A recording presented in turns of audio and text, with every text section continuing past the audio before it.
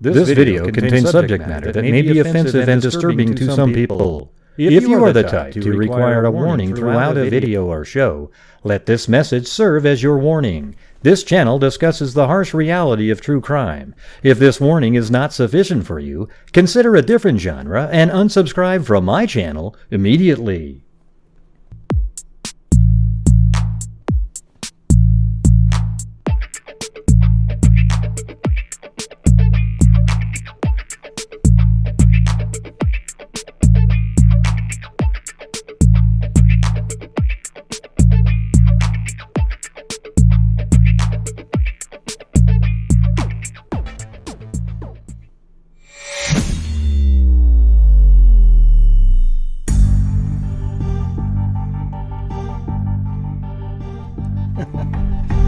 What's going on, freakazoids?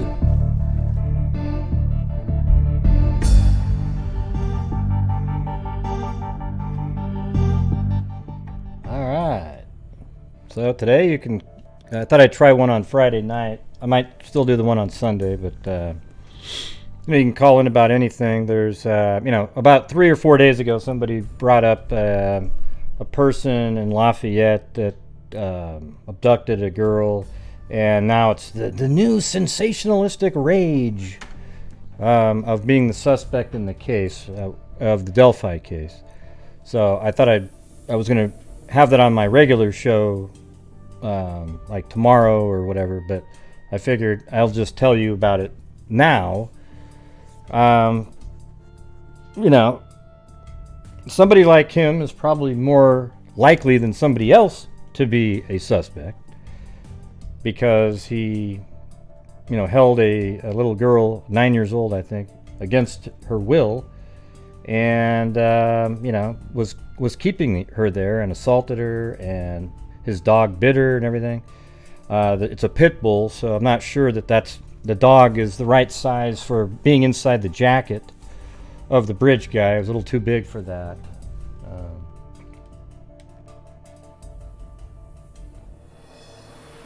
Let's see.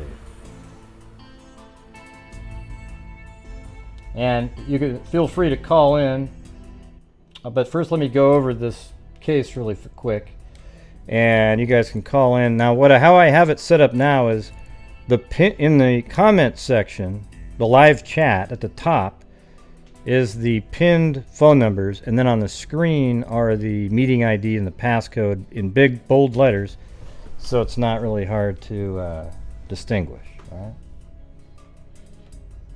Hey, thanks, Diamonds Are My Crack. Very cool. You're 1 penny short. Hey, by the way, go out and share this live really quick, okay? All right, everybody go get the stream and go share it out there. I know it's because it's kind of early and not a lot of people would be showing up at this time. And I noticed when I posted it, it took a long time. I'm not sure if it got sent out like it normally does.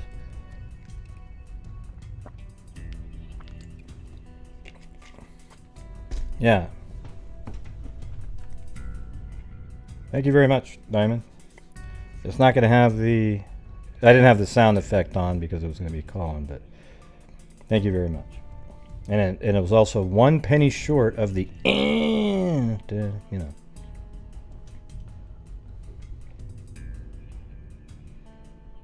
right, so go ahead and go out and quickly share the post out there in the Facebook groups. All right, cool. Not just the one I'm in, but all the other, the Delphi groups. I want to hear what people have to say. Okay, so we've got... Let me show you this guy.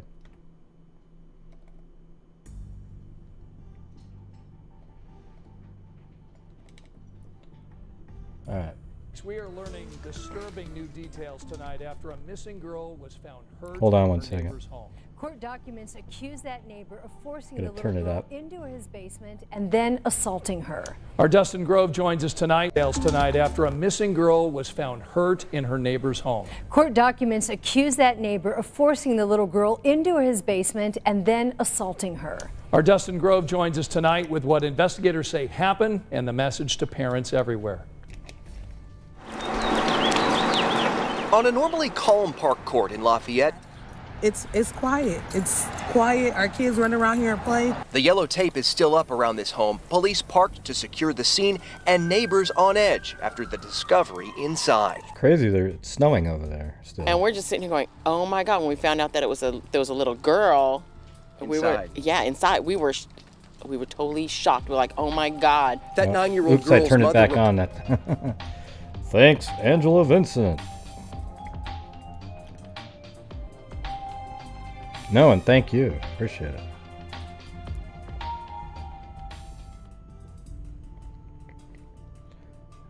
reported her missing Monday night when she didn't come home. Officers arrived, began looking through the neighborhood, and eventually they ended up here at this house, not far away. Police say they talked to the man who lives here, then went in and found the missing girl with visible signs of injury, including bruising on her body and an injury on her lower leg consistent with a dog bite. The girl went to the hospital, and 42-year-old James Chadwell II went to jail, arrested for criminal confinement. We do believe that she was being held against her will. According to court documents, Like, I tell you what, I'll be shocked if this is the suspect, the killer in the Delphi case, okay? I really will be. And the reason is because, you know, he was so reckless in this one. And also in his other previous arrests, he just is a bumbling fool of a criminal, okay? Now, the Delphi killer, man, I don't know what the deal is there, but completely evaded police for years. Chadwell is accused of forcing the girl into the basement where he assaulted her and threatened to kill her if she screamed or told anyone. There are people out there that will victimize children, and this is a perfect example of this happening.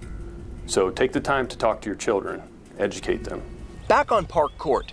That's heartbreaking. It's weird how they keep saying Park Court, you know. Maybe, is that this one? Let's see. Yeah, it's Park Avenue right there. Well, I actually found the house. Let's see what this street's called. Yeah, it's right here. Now, the thing is the girl went missing between 2400, on the 2400 block, and here's the 2500 block. So it's in between there. There's only 1, 2, 3 homes right there. Maybe even just 1, 2, 3. I'm not sure if that counts. But let's just say it could be either this one, this one, this one, this one. Well, here's where James Chadwell lived, right in this house. And apparently when the police asked him, he goes, oh yeah, well, she was over here earlier. I mean, that is one of the dumbest things I've ever heard. Okay? Like a criminal saying, oh yeah, she was here a few minutes ago. Yeah, but not anymore. Okay, so this is the home right here. It's the trees, different time of year, so you can't see it as well. But it's right there. Now let me go through here and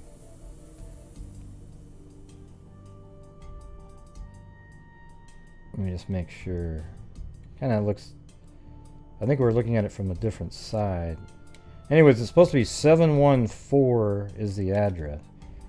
I don't know, that looks a little different from that image that they have on the screen right there. It's 714, it's supposedly right in this area. She went missing from right here, and you know, you look up his address and it's 714 off of this street. You know, it looks a little different though, the sighting on that house. So I might have to look into some more, but it's very close to where she was abducted from. Okay, so I'm not really sure that that's the house right there, now that I look at it again. No, you know what? The thing is I am pretty sure. Because when I go down to here, watch this. See, from this side,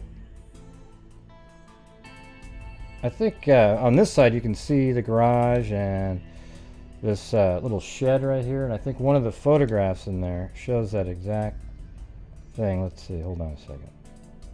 Okay, so that's the front. That looks like the front that I was just showing you. It didn't have the little extra building on the side. So let me go through. So that is the building.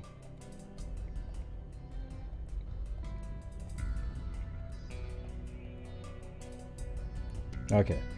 So that makes sense. This is the back side here. But look, it's crazy that Google Earth went down this little tiny narrow street right here, right?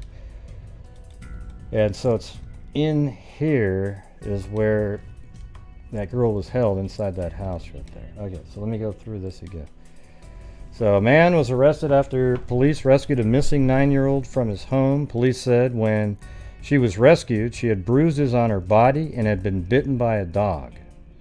And I think, here's what I think. I think if the dog did attack her, it was to hide his bruises. Like whatever he did, he can say, oh, well, no, it was my dog. I try to, that's what I think. I think that the dog bites and things like that are so that he can claim that none of those bruises were from him. Some attempt to cover up what he did. Now, police were told that James Chadwell II, 42, had made comments about seeing the child after she was reported missing. So he literally said that.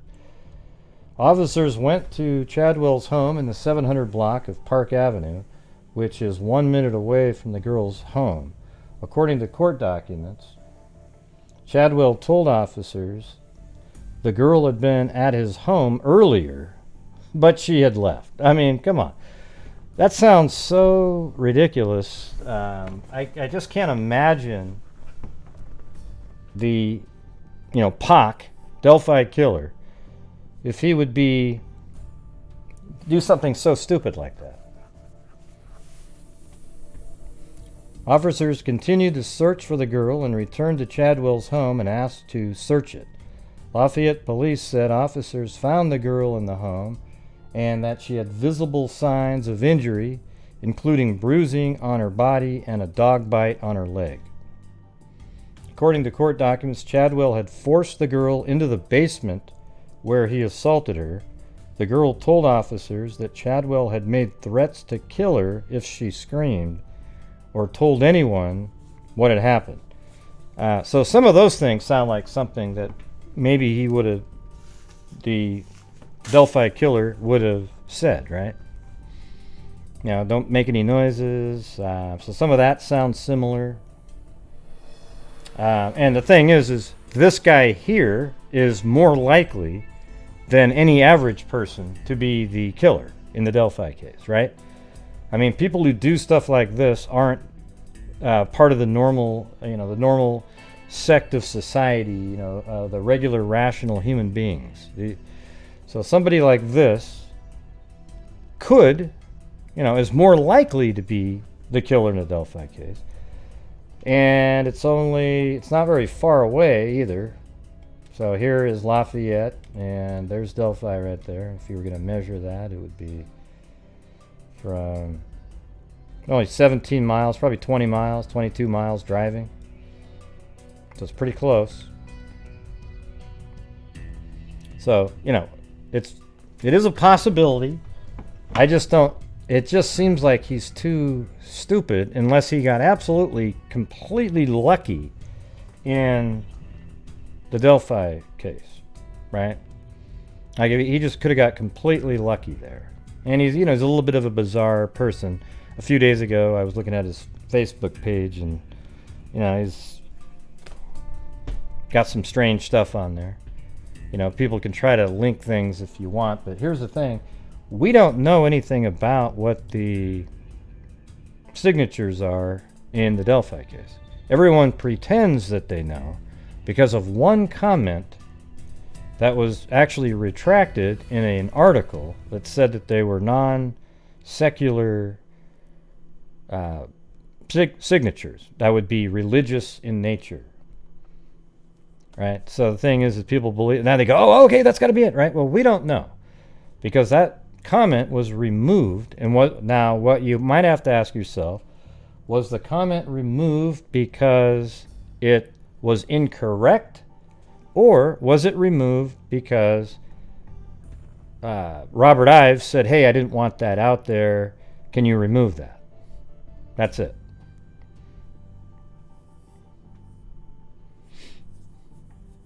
Yeah. Well, he probably wouldn't answer if he was here. Maybe the one who knows. Remember that wacko that would show up here? They can type it in. Anyways, you guys can call in and tell me what you guys think about this. There's another... Or, you know, you can talk about anything, to be honest with you. This is to talk about any cases or anything that we've talked about. Oh, the bots aren't working? Hold on. Alright. Try it. I think they should be now. Thanks, One Sly Angel and Miss L. Rodriguez. Now we don't need a psychic. I had a psychic contact me a couple days ago. It was just, you know, pure insanity, the whole conversation. Well, the girls came to me and they led me on a journey. And I went on this journey, and then at the end, she said, well, they're not solving it. How else are they going to solve it if it's not a psychic? With actual police work, you know, facts.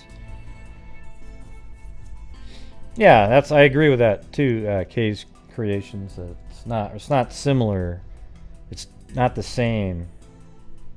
We don't know how he got her in the first place. Did he lure her somehow? We don't know.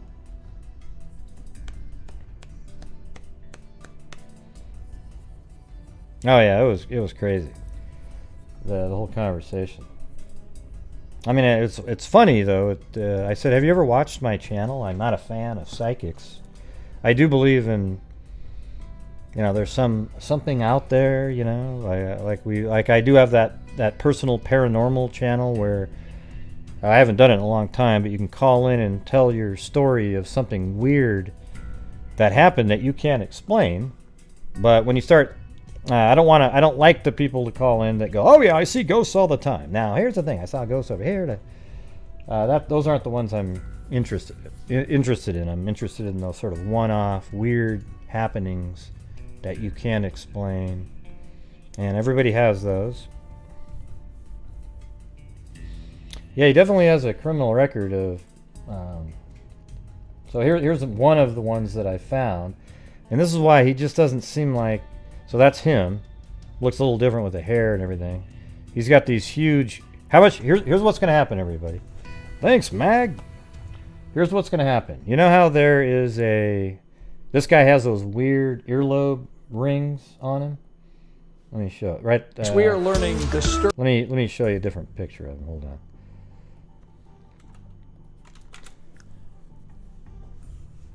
Yeah, so if you go in here and let's see, maybe on that, I don't know if that's a good one. Well, there's a couple side shots of him where there's these huge holes in his ears where he has these massive, like, earring things. I guarantee it that all of a sudden these super sleuths out there are going to take the picture of Pac on the bridge and zoom in on his face and miraculously start seeing earlobe rings. Hey, thanks, Boggle Queen. Are you the Boggle Queen, though? Are you the best Boggle player out there? You guys know that's going to happen, right? Definitely going to be happening. Oh, they're called plugs? Yeah. Well, whatever you call those things. They're really big. So, a Peru man has been arrested in connection to a theft of a liquor store. James Chadwell, 40. He's a teacher? No, it's something else. I was like, what the hell is that? James Chadwell, 40, is facing misdemeanor charges of theft and resisting law enforcement after police say he stole a bottle of Disaronno Amaretto and then ran from police. See, doesn't that just sound not like him at all? Like, just dumb? I mean, he's going to go rob a liquor store 2.5 years after he kills 2 girls and start just doing reckless crap like that. That's what I think too, DSK 1317. But it's a really cool big story now. So of course you got a bunch of YouTubers making, you know, look at I made a video. I was the first one to cover it. No, look at, I've known about this for 3 or 4 days. I just I'm bringing it up right now because it's a crazy story anyways, that this guy abducted a girl and has her in his house, and she's bitten by his pit bull, and he had her down in the basement, and the only reason she's alive is because of good police work. Okay, that's it. That's the only reason. All right, hold on.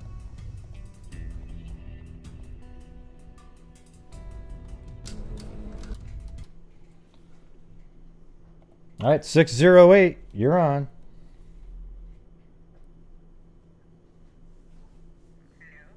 Hello, who's this? It's Cindy Lean? Cindy Lean. Oh, jeez. Oh, gee. Oh, boy. Oh, boy. Here we go. Oh, boy. You know I had to call in.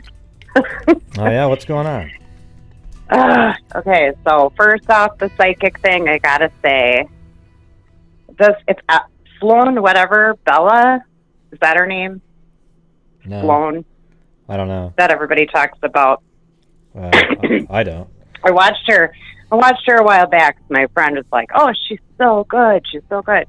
But I was watching her, and she was talking about the Delphi Murders, and I just thought it was funny because whatever she said was right after all the people were putting out there about catfishing, and and it was literally, this was like 2 weeks later, and there's her video about this, Yeah, well, people who believe that's in all that they do. stuff. They just follow the news, and and then maybe they're right and maybe they're wrong. Well, they're just like anybody else. Let me just say this. If I pretended... They're making money on it. If I pretended I was a psychic, like all these different cases that we've really kind of narrowed it down and figured it out, think if I just said, I figured it out before the show, then I came on the show and said the same stuff, but I derived it from... mystical beings or, some kind of, and people would go, wow, that's incredible. But I'm not going to do that because it's bullshit. Okay. They don't do anything, Yeah. I do kind of feel like mostly that should just be for pure entertainment. I have nothing wrong with, getting your cards read or, like if you go, it's just been fun. But I do think there are people that we all have in us, or where we have our own intuition, and I do think that our angels talk to us, or God, our family. Yeah, like I just don't really think any of these people are really psychic. They're just not. I think we all have it in us to really search our feelings and feel our gut. Yeah, I think intuition's the biggest thing. That's what I use the most. Just this is what it seems to be going on, and it kind of most of the time it's accurate, right? I mean, it's just based on the information that you're bringing in. Your perception, it comes from. But I could always sit there and pretend that the thought came from me from some a ghost somewhere, right? All right. Yeah. And maybe, and I'm not going to say that. I do know that I do believe there are people that have those experiences, but I don't really see any of the people. I do know some people that really feel that they have, but none of them are trying to make money on it. Like they're just like, I saw a ghost. I believe you. Yeah, but they're not trying to make money on it. Well, if they saw a ghost, that's not the same thing. I think it's the. It's just different. It is. There's paranormal, and then there's. Yeah, I think a lot of people. I think a lot of people have those little weird moments of some strange thing that they can't explain. But when you sit there and say that they're talking, like EVP readers, psychics, all those people are complete. It's complete bullshit in the crime world. Now there might be somebody out there, it'd be kind of neat to believe that there was something like that. But they always, if you listen to them, they all say the same things. It's always like, I see a building, there's some water, maybe a mountain nearby, and some, Oh, yeah. Well, you just... disturbing new details tonight after a missing... You just described everything.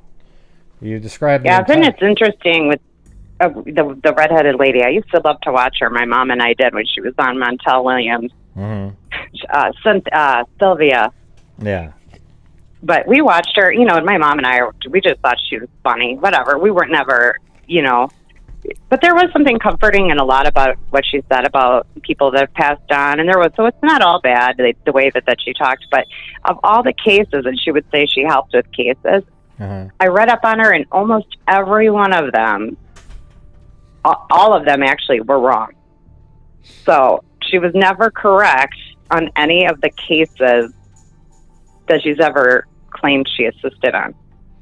Yeah, but everybody thought that she assisted the police and law enforcement. They were so convinced. But her track record, she was wrong every time. Well, she even had somebody, I think one time somebody was dead already, but they made it sound, or the other way around maybe. The person was still alive, but they got her on. She goes, oh, unfortunately, I think she's not alive. I'm getting that. She's not alive. But they already knew the answer. They just wanted to see what she would say, and she was absolutely wrong. She was on like Montel, I think, and she had said that, that guy that had kidnapped all those women and kept them hostage for years. Yeah. But the family was on the show, and they'd asked about, one of the girls was their daughter, and it turned out that, she had said that the daughter was gone, that she was not alive anymore. Yeah. And she could see her where she's not alive anymore. She's in water. Of course she's in water. Who knows? But of course, she was not dead. And then that guy had come and, the cops had found him, and she was alive, and she'd had a baby, and, so it's just, it's a crapshoot. Maybe she is alive. Who knows? The chances are she is. Probably not. But, that's the way she's going to go with it. So what do you think about this guy? Thing. What do you think about this guy? Oh, I don't know. I don't, until it's solved or proven, I don't get too excited about actual people. My thing was when Doug Carter says, you're going to be shocked. It's going to be that you're going to be shocked it's nobody you think it is. Like, it really is somebody nobody knows. Yeah. Well, it's not Tyler. Yeah. It's not well, let me Eric. ask you this, though. It's not hold on. Mike Patty. Yeah. Yeah, hold on. But when somebody says you're going to be shocked, to me that means something different. The way I take that, I mean, it could mean exactly what you're saying. It could be like, wow, you're going to be shocked at some random, but it could be shocked like, wow, it's somebody that you never suspected, but everybody knew who this person was. Because that's how you'd be shocked, right? Like, I'm not shocked at all when a random person's arrested for a crime. Are you? No, but I think that the community, it's all those people out there trying to put names that it's, Yeah, but that's not what I'm saying. I'm just saying... they're going to be shocked. Hold on. Yeah. No, that's what I'm saying. None of the people that they thought it was. Who knows? You must not ever... I don't know, maybe. Can you actually hear me when I'm talking? Because you always keep talking over at the same time. You keep talking over me when I'm trying to get a thought out. So I'm wondering if you can hear me or not. Yeah. I'm sorry. Well, no, it's okay. What I was saying was, if you have the like, if you're shocked, I think I would be shocked if it was like, no way, it's that person. But if let's say this guy, they had arrested him last week and he turned out to be the killer, I wouldn't have been shocked at all. I'd be like, oh wow, that's awesome, right? Wouldn't you? Right. Well, I guess I would be a little shocked, only because they keep saying they have some kind of DNA, and he's been arrested before and spent jail time. I guess I kind of would be a little surprised, unless he just never got entered into the whatever CODIS or system. That because if it's nobody that's never been caught for doing something, I guess I would be a little shocked if it ended up being somebody that was already in jail or who had been caught for. You know what I mean? Yeah. That would shock me. Yeah, it just seems like when they say you're going to be shocked, that it's more. Yeah, or I guess what it could be is it could shock people who know that person, right? Like, let's say it's in another town, like maybe it's in Lafayette or something, and when the arrest is finally made, people who know him will be shocked. So I guess it could be something like that. But he seemed to be talking to all of us, Yeah. I don't know. I don't know if it's the guy or not. I hope so, but I don't want to get my hopes up. I really, really want the killer to be found. So Yeah. I don't want to get excited about it, but I'm intrigued. I want to know. I want to check out everything I can. But watch. Everybody's going to start seeing the Yep. I guess it's called a plug in the ears of the right. Come on, it's going to happen. And by the way, I just caught that before I called in, and I started laughing because I'm like, "Yep, that's what it is." All of a sudden, they're going to be like, "Look! You can see his dog. There's a dog behind his earlobe, and it's the long earlobe. There's a dog, or there's a no. He's got animal. Look, he's got that huge, behind his earlobe. He has that huge pit bull underneath his jacket. That's where it know. was. That's when he went across the bridge. He had the pit bull under there. People just couldn't tell. That's why it was so bulky. Yeah, Yeah. I don't know. But, he does. I mean, when you look at it, too, I mean, he does. But, is that you're thinking now that, like, you're trying to match a person to the picture, like you want it to be them. So you try to find a way that it looks like the picture, the sketch. Like, he looks like the sketch. Right, he looks like original BG. Is it because I want him to be that person? That's what it's confirmation bias. So, for example, they'll say, wow, remember Garrett Kurtz? Because Garrett Kurtz chews. So now everybody sees in the video the guy taking a spit to the side. It's like that never even never happened. And then they find a cigarette. I don't see it. Well, because it's not there. They just say it happened.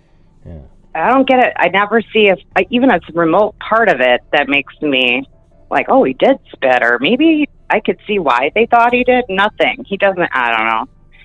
No, they just say it. They say it because Garrett Kurtz chews, and then that fits that story. They think it helps sell that story, but it's not true. Oh. Yeah. I don't know. But, they did I watched Web Sleuth. Mm-hmm. And, they had the TikTok, a couple people, like, put in there the links into, on that TikTok thing. And I listened to it, and, it's just not enough. I mean, it's really not enough. He's talking to little kids, trying to, in the TikTok video, talking, right? Like he's saying, I saw portions of it. Is there? Do you have a link? But it's not enough for you to. Do you have a link to it? For me, anyway. Do you have a link to it? I just got it from Web Sleuth when I went into the chat. Oh, I see. And because she said, "Well, I'm going to post the link in if anybody wants to," and in the link, the TikTok link is in there, and you can click on it and go through it, or they wrote it down too. What his? I didn't write it down. I just went in. It's creepy. I watched it, and there's a part in it where he's talking, and all of a sudden he looks at the camera, and his eyes just like click over, change over, and he looks like the devil. Mm-hmm. Like he's just a scary guy, but not because I think he killed the girl. Just maybe it's just because I know he killed, and raped an innocent 9-year-old. He's creepy, but just his eyes just glare over and just get just dark, and it creeped me out. I'm like not watching it again. Yeah. I don't know. I mean, I just want it solved. So, I mean, but at least, you know what? Today is the day for anybody else's families, that maybe he's hurt a lot of people, and maybe they'll find out who, and, come there, and it'll be someone else's day that they can say, today is the day. Today is the day my daughter's rape is solved. Today is the day. And so maybe it's not Libby and Abby's day, but it's someone else's. Yeah. And so at least we know it, an asshole behind bars. So that's good. Well, it'll be cool if someday that it actually, the day is the day, right? Yeah. It's gonna be. It's coming. You can just tell. Like it is. Like, with all this, DNA, the amazing stuff with Colleen, and I mean, it's just look at all the murders that are being solved. Like it's coming. I think it's soon. Someone's gonna crack. I think it's gonna be this year sometime. It's coming. I feel like it's gonna be. I just feel like it's any minute I just keep watching and waiting, and I do. Yeah. Freak family, let's vibe. Let's vibe. Positivity. I don't want to see any more people saying it's not going to be solved. Like, it is. Like, totally. It just is. Yeah.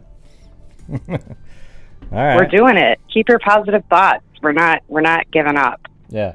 Well, it wasn't too bad. He's out there. The whole talking over thing. I think I don't know if there's a delay and then something, but I don't know what. I think it happens to other people and they go, "Oh yeah, I didn't hear you" or something. So I was just asking if you had heard me talking at that time. Now I'm not talking. You can go ahead and talk. Oh yeah, I'm trying to. I get really excited. I get nervous. Oh. And I talk a lot when I'm nervous. Like an auctioneer. Should we play that for you when you That's my favorite. I love it when you do that. It gets everybody going, the auctioneer guy, and like the... Oh, yeah. It's like a pump-up for the show. This one? Here, maybe I'll play it. When you do the auctioneer. Let's see. So anyway, I mean, I'm blabbing up on here. I just, I want to call in. And again, I love you guys. Thank you so much for, bringing me some joy to my life. And I like to see everybody laugh in there as much as we talk about serious stuff. It's nice to know a little bit about everyone and our animals and, praying for others like Dottie, what's going on with Dottie. And just knowing everybody out there cares. And you care, Gray. You have a huge heart. And you want these cases solved, and you want to help, and I want you to make money for yourself, and I want you to make money for cases, and you do work hard. We all want to make sure you don't have to keep saying this and this. You feel like you do, but you don't. Well, I end up saying it just because it's like, the thing is it's weird. I sort of feel this obligation now. I mean, I gotta support my channel, but at the same time, I want to be able to keep donating as much money as we do at the end of each month. Yeah, I get it. So. But at the same time, people coming in and think about it. None of those other channels, so many of these other people that are putting their shit out there, no one else is going out and explaining how much they have to donate, or how much they donate, or what. They're just taking the money and doing whatever they want, and nobody's getting on them for it. Yeah, we've donated. Take whatever portion that you need for yourself to be a success, to put these cases for us, you have to have the fuel too, and to want to do it. That's and what it's like. If that's a part-time job, you should be making some money. Yeah, no, we've donated, like I said, $33,500 since last January, the January before. So that's pretty. That's amazing. Yeah, that's crazy, right? I mean, so that's all the freaks. Amazing. Yeah. So without you guys, generous, that wouldn't be happening. So. Yeah. Well, thank you. I appreciate it. And if anybody has that link to the TikTok, send it to me and I'll play it. So if you want to find it, I'll check my email. I don't want to miss any of the show. Okay. But all right. Somebody else will probably send it. Probably you'll have 800 people send it to you now that you said that. Yeah. So, okay. But Well, thanks for the kind words. It's interesting. No. Ugh. Yep. Creepy. So, cool. All right. Well, later, guys. Thank you. Cindy Lean. All right, thanks. Cindy Lean. Okay. Leon. All right, see ya. Bye.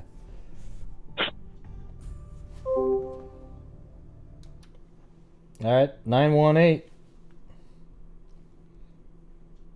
918.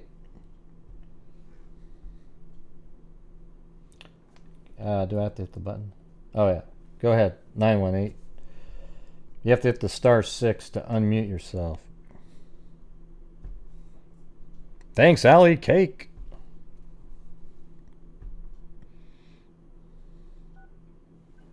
Hello.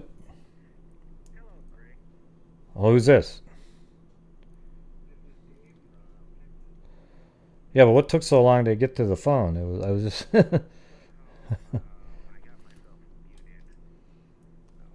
Well, no, you're muted, but you have to unmute. Yeah, you have to unmute yourself after I give you permission.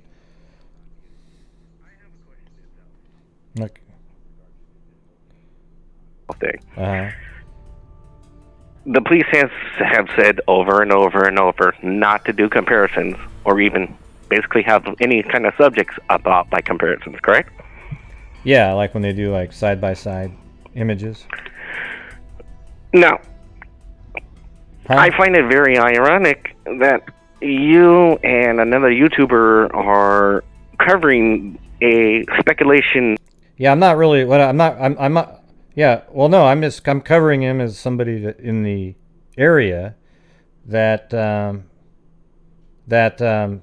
committed a crime against a young person in the area, and so is a criminal. I'm not doing side by side images, but this is somebody that a lot of people are talking about.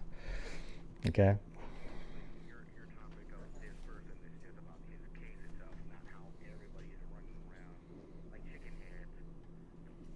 And comparing him to the Delphi case. Yeah, I'm not even. I don't even think he's the guy.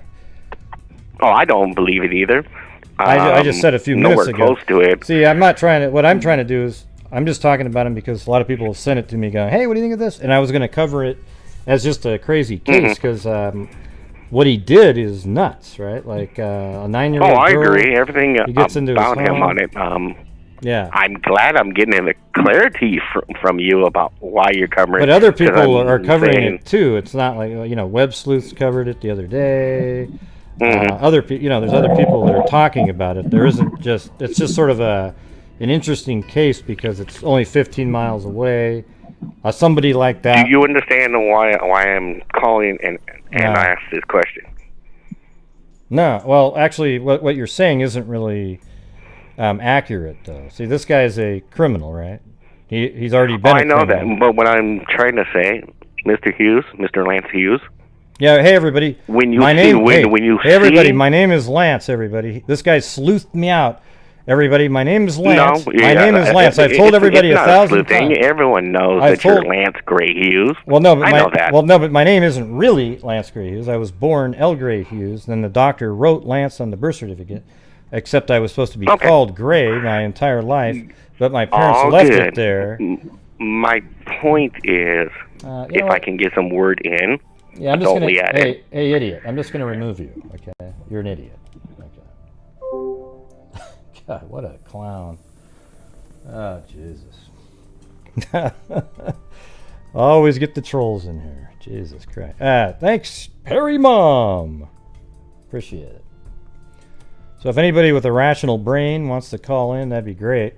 I'm just talking about it because it was people have sent it to me for days, and people are talking about it. I myself don't believe this guy is the POC Delphi killer psycho whack job. Okay, I don't believe it because he's too stupid, too many errors. I mean, why would you abduct the kid that lives right next to your house and then tell the police, "Oh yeah, she was here a few minutes ago"? I mean, that is so opposite of the of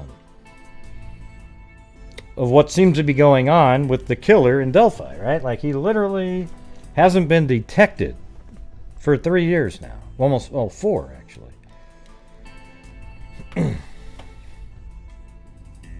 No, it doesn't have to do anything. Everybody, listen. Lance Gray Hughes. Okay? My name is Gray, though. I was always supposed to be called Gray, but Lance was on the birth certificate. So, at that point, my parents, he was a family friend, so they said, screw it. But they're always going to call me Gray. All right, and it's a real story. I check in every couple of years because I always think, nah way. Come on, let me, and yes, that is what happened. All right, and I don't care if people know what my name is. I'm not hiding anything, okay? I'm not like these other people who put their, have fake names. Let's see. 707.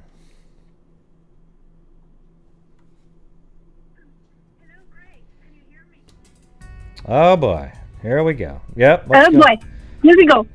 All right. Anyway, I don't know that Lance is such a bad name. So the guy who called is sort of a bit of a twit. Yeah. I'm glad you I don't dislike got rid of him. Lance. I don't dislike Lance, but Gray, I like Gray better. That's my name. That's what I've been called my whole life.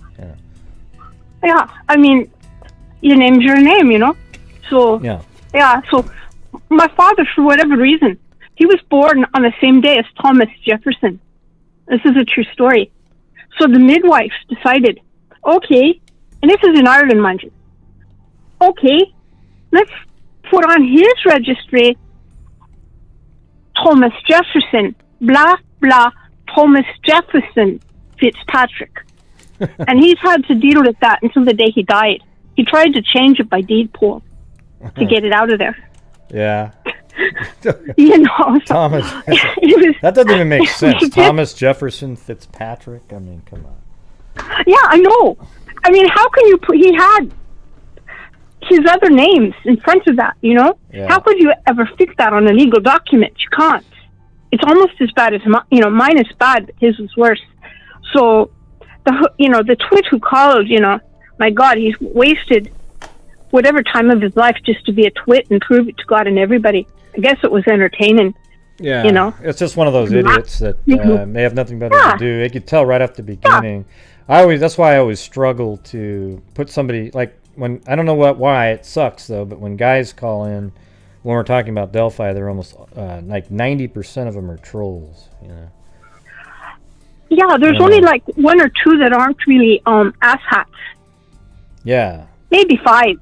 But the majority turn out to be asshats. And I don't really understand why, because Delphi is a very, serious subject to be a troll about. You can troll about EVP readings, and you can troll even about UFOs. But there's something a little bit unattractive about trolling on a subject of two young girls being murdered, or anyone being murdered or hurt or whatever. If you don't have anything instructive to say about the subject, you might as well just keep your trap shut. That's right. Yeah, I mean, they obviously were raised in some sort of cavern in the ground or something. Anywho, I did call about a different crime. It's been litigated. It just completed. But it's the Otero Rivera murder case down in Florida. Mm-hmm. Are you familiar with that one? I don't know. The name sort of sounded familiar, but I can't remember now. Yeah. So Nicole, and I'm Irish, so you're going to have to, and I don't have my Spanish hat on. Nicole Contralvo, she was murdered down in Kissimmee, Florida. Okay, and it's an interesting case because what it has in it, it's got DNA, it's got tracking a GPS ankle monitor, it's got using regular GPS tracking, and it had tracking cars using CCTV as evidence. Right. And then you had the father accusing the son, and the son accusing the father of the murder. Yeah. I mean, it had every single box ticked off as to something really wild. So what did it, and then secondarily, what did it come down to? Well, just get to the end of it. I don't really want to go through the... Okay, it's not then interesting the other thing I found very interesting... Well, it's not I'm just saying, it's not as interesting when we haven't been following the... If you're going to call in, I'd rather have it be about stuff that we've talked about. So get right to the end point and then maybe get back. Okay, well, anyway, the thing is that the brother went to testify against the father and the brother, the two killers, that he sort of saw some irregularities with a power washer. Anyway, he did it because when the police came to search for the missing woman, they searched his room and got evidence, and he was convicted of 34 separate felonies based upon all this. So it's sort of this really incredible Shakespearean thing going on. But that's just that people can outside of this call, you can Google it and just have some fun. But going back to the Delphi, which is what I should have called about, the man that captured and raped that little girl, he just seems to have a different kink from pure murder. And I think you're thinking the same thing as I am, Yeah, they look alike. We think they look alike. But the picture was 3 years ago, and this man is now. And you can put a plug in your ear and have a hole in it in a year. So there's no point to go back and look with a microscope at that bloody picture, because you're not going to see it. You know, it's moot because it's a movable. It's, you know, it's not a scar. It's a movable appliance. So it's nothing to be, you know, obsessed about. And now people are going to be obsessing about the thing. Oh yeah. Like they think he has a ferret in his pants or something, you know, and it's very distracting from the point, which is really no one particularly knows a very good idea of what the man in the piece of on the bridge actually looks like, where you can take some sort of comparison to the man who, you know, who raped that child and make any sort of rational conclusion. You'll just put your own self in a rabbit hole. He kind of goes off into the, you know, to the bad boy bin. Well, we'll just say, like this James Chadwell guy, if you were, you know, he's more likely to be the Delphi killer than most everybody else, right? Well, yeah. That's the thing, is because now you know that he has the propensity to abduct a young person and abuse them, but we don't even know what the crime scene was like or anything in the Delphi case. But that's about it. That's where we're at. It's just that he is a person living within 20 miles, but so are about probably 1,000, 2,000 sex offenders, and then we also don't even know if the killer in the Delphi case is actually from the area there. I mean, he very well could be a town like this all around. You know, it could be Logansport, all kinds of different little towns, Brookstone, Kokomo. Might not even live in the state at all, but lived there before and knew the area. You know. And you know, there's all around there. I mean, there's all these random houses, you know, on sides of the roads that aren't in any particular municipality. But they're, you know, you add them all up, and there's a lot of people living in these stray houses. You know what I mean? You know, they're not in Delphi, they're not in Lafayette, they're on State Road, whatever. You know, so there's plenty of places for this person to be living that aren't even in a city. They could be just in a village. You know, it could be rural. But the thing is, my personal opinion is that this man appears to like children, and Abby and Libby were not prepubescent children. Right.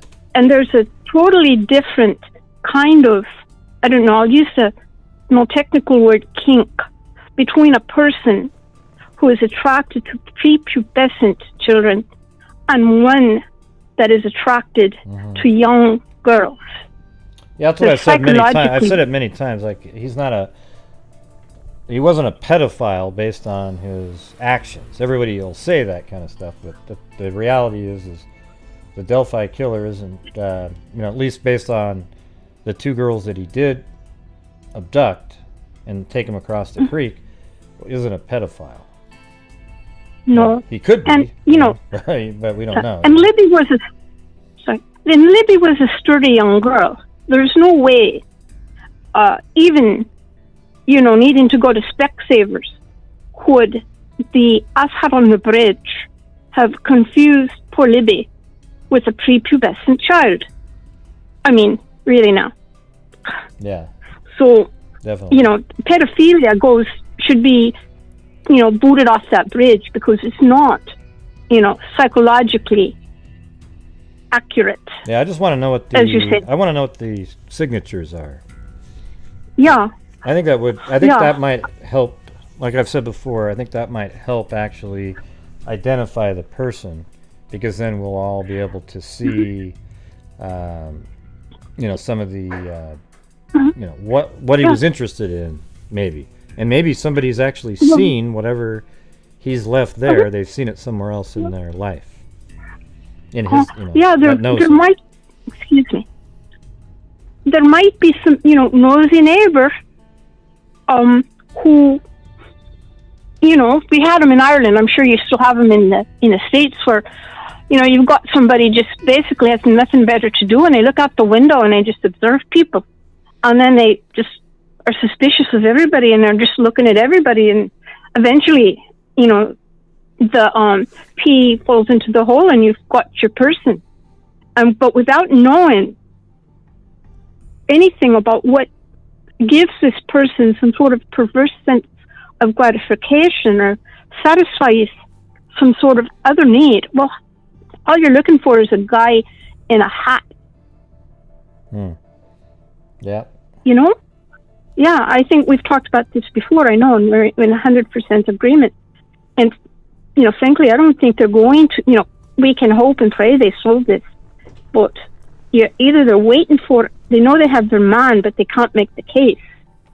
And I'm kind of hoping that's what it is, because in essence, they have to be watching the bugger, or they don't have a clue. And I'm hoping they just don't have the evidence to make the case. But I'm afraid they don't have a clue. Yeah. Well, sometimes it's hard to You tell know? what they're signaling, like, hey, maybe it makes you feel like they know who it is based on that one press conference, but then at the same time, Yeah. I mean, where's the arrest? The signal, you know, their signals are back and forth all over the board, you know. You've got them saying, we know who you are. You may even be in this room, you know. Now that I didn't fall for, because that's stupid psychology, you know. And I know the difference between smart psychology and stupid psychology. And that psychology was too stupid for the intelligence of the person who pulled this off. He was just sitting there laughing his full head off, you know. Yeah. So I thought that was really well, daft somebody said above of the officer to do that. the kids, obviously, You they know, fit into the, you know, they are children, but they're not prepubescent. That's what the deal is. So, like, pedophiles are for pre-puberty, and they both weren't, 13 and 14. And that's just sort of the reality of it. Now, that's really close, you know, was... I don't know. It's just one of... And actually, pedophiles, if you look at the age, it's a lot younger. It's usually, like, small, you know, 8, 7, 6, you know, like that. It's not like right on the edge, they're 12, so therefore it's usually... They're attracted to little, very small children. Okay. That's what I was about to say. They're attracted to frail looking, you know, the fragility of the child is part of their sickness.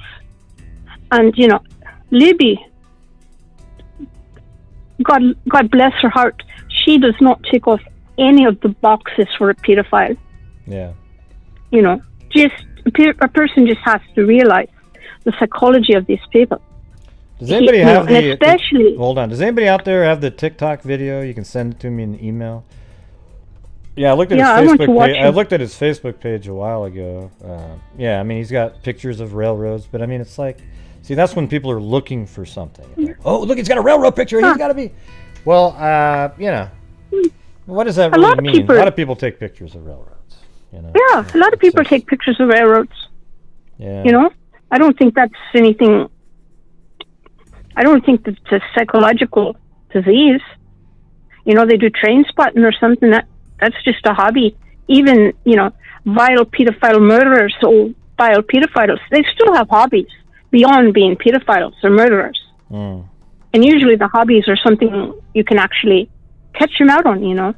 But, you know, it's not like they just have a one-dimensional existence, you know, their whole existence in life, 100% is to be a pedophile.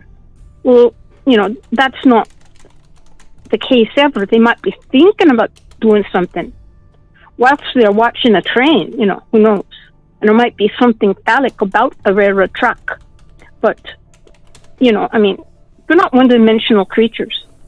They're multidimensional. That's what makes them interesting and hard to find, right? Yeah. So, anyway, yeah, I think that's all about Delphi.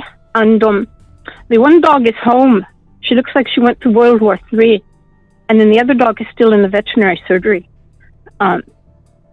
She's having her leg rebuilt. Yeah. So, anyway, that's my baby. I sent you the picture, I think, of Luis. Oh, yeah? So, yeah, you did, yeah. I did. That's the picture. Yeah. Now, if people want to see what a Jeez, I happened thought- between two dogs. I feel for the child, you know, that was bitten by the pit bull, you know.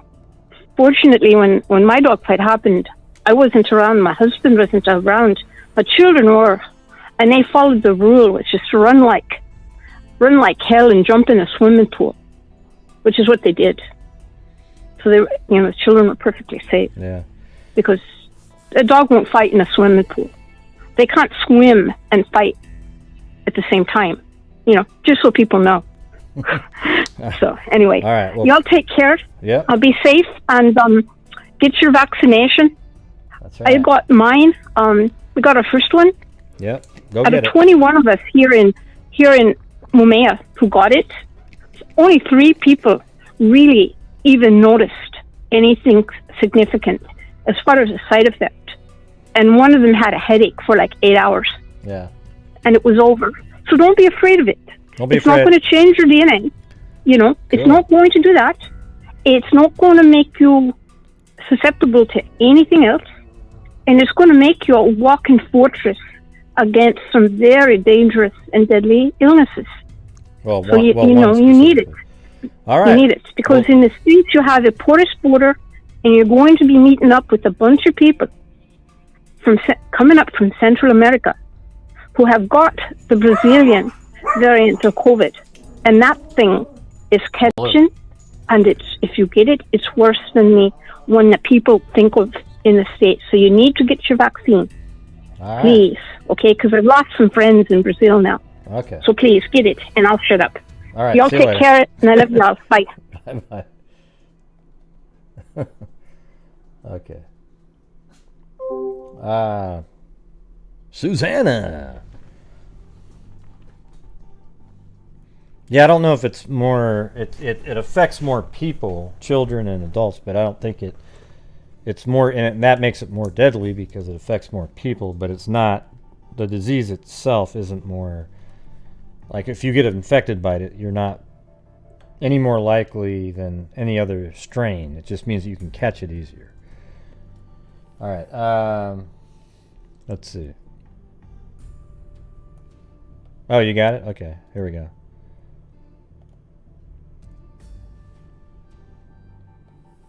All right. Thank you. So just all of these videos? So, all you chicks on TikTok trying to sling your booty or sling your taco, whatever you're trying to do, you need to wrap that shit up. See, one thing that's interesting is you could say is he has sort of a young voice.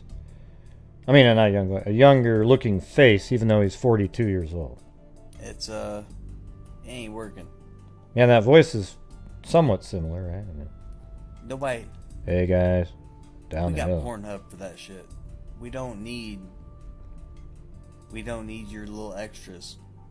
So, take that shit somewhere else. We're Looks looking like- for a real ass woman. Looks like he let some Over the age his of ears 30. grow back. And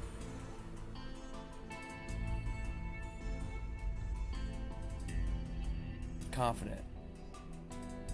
Yeah, he's 42.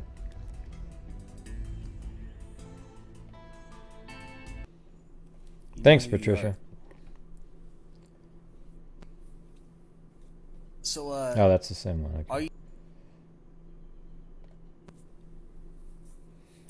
So, That's the same one. to all you little kids out there that are talking about this, Like it rape starts thing, with the same thing. Wow. So,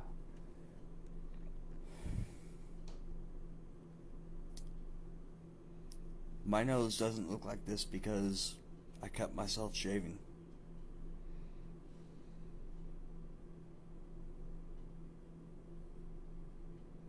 If you want some, come get some. Quit preying on little yeah, people. he's like 5'8" or something. So he has the right height. There's more than enough to go around.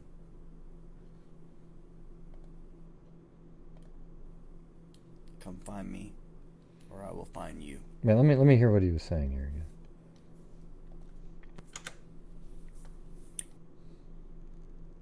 Oops.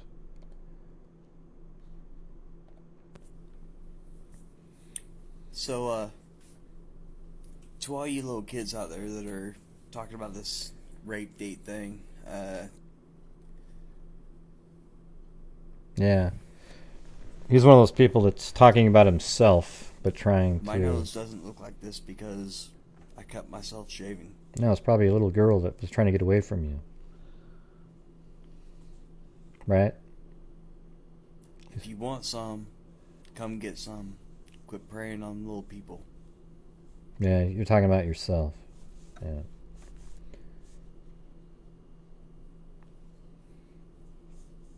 Crazy, huh? There's more than enough to go around. Come find me, or I will find you. Yeah, well, not anymore.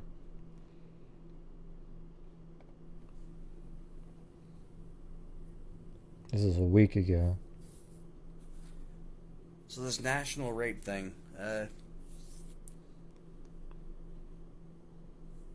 it's a bunch of young ass kids fucking starting some bullshit just to get some social media support. I mean, he's They're got not sort of the really right hair fucking color doing and that. everything like that. But Nobody does that. If they do, we fucking kill he them. That's seems all. too stupid, though. They know.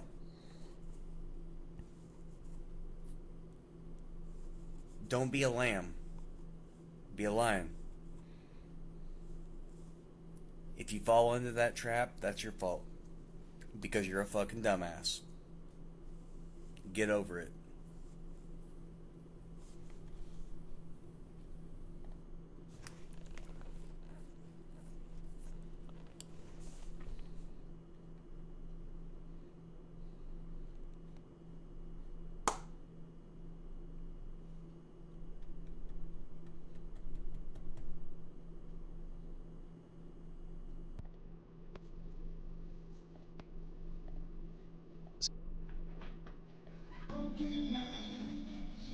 Let me start this off right by saying,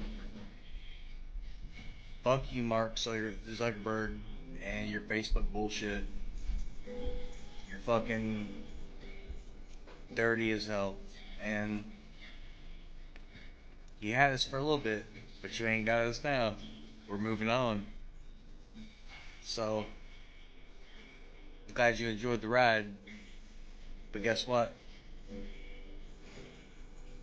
The ride's over. We're moving on. Looks like he's One love, wasted. one nation. This is what we're doing. Sorry you missed out. I love what you all are doing, man. Everybody here on TikTok. This new movement. We should all be together. We TikTok's should a new movement. working hand in hand. Because we're all brothers. We're all sisters. We're all in this fight together. We are who we are. Doesn't make We us are different. superstars. So apparently I was liking some videos that I was just trying to support and didn't really understand exactly what they were about. But I'm still gonna fucking support you guys. You got me, I got you.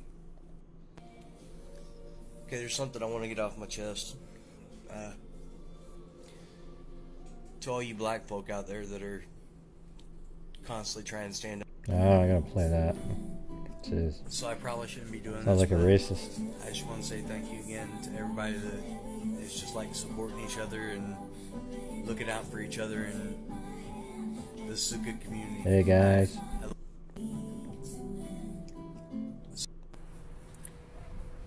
So I said I would never do this. Oh, that's right outside his house. Because I'm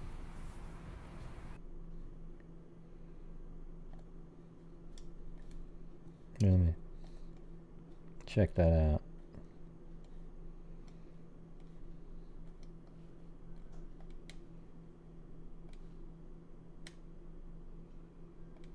I think he's sitting like right.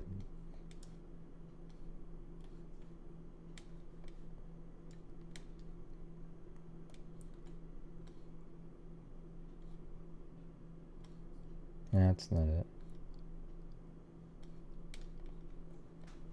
Probably more like in the, maybe in the front. Nah, it's hard to say. Looks like maybe it's in his backyard. Not photogenic for one thing, but I also just really don't like people. I have dogs.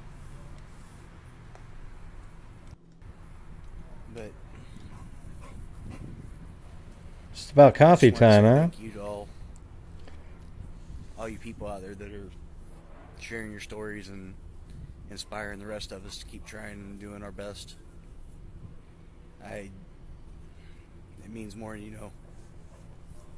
Alright. But, in a few days you're gonna abduct somebody. That's really all I got. I'm not here for the shares and the likes and any of Yeah. So, this is the Brian Chadwell individual. Let me go back to the...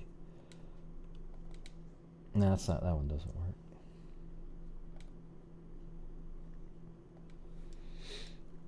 And so, for those of you who don't know who he is, he's somebody who abducted a 9-year-old girl. That's him right there. We are learning disturbing new details tonight after a missing girl was found hurt in her neighbor's home. Court documents accuse that neighbor of Thanks, Jennifer Rochelle, Jessica Schubach, Allie Cake. forcing the little girl into his basement and then assaulting her. Our Dustin Grove joins us tonight with what investigators say happened and the message to parents everywhere. On a normally calm park court in Lafayette, It's quiet. It's quiet. Our kids run around here and play. the yellow tape is still up around this home. Police parked to secure the scene and neighbors on edge after the discovery inside. And we're just sitting here going, oh my God, when we found out that there was a little girl. Inside. Inside. We were totally shocked. We're like, oh my God. That 9-year-old girl's mother reported her missing Monday night when she didn't come home. Officers arrived, began looking through the neighborhood, and eventually they ended up here at this house, not far away. Police say they talked to the man who lives here, then went in and found the missing girl with visible signs of injury, including bruising on her body and an injury on her lower leg consistent with a dog bite. The girl went to the hospital. We were totally shocked. We're like, oh my God. That 9-year-old girl's mother reported her missing Monday night when she didn't come home. Officers arrived, began looking through the neighborhood, and eventually they ended up here at this house, not far away. Police say they talked to the man who lives here, then went in and found the missing girl with visible signs of injury, including bruising on her body and an injury on her lower leg consistent with a dog bite. The girl and an injury girl with visible signs of injury. Is that readable? Oh, look at that. Hold on, I can actually read that. Let's try to let me get rid of this. Oh, here we go. Hey, we get to read the document. On April 19th at 6:58, the Lafayette Police Department responded to the 2400 block of Main Street to investigate the report of a missing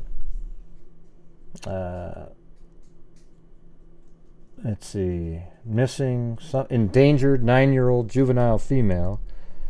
The mother of the missing child indicated that her daughter had been missing for approximately 30 minutes before the police were notified.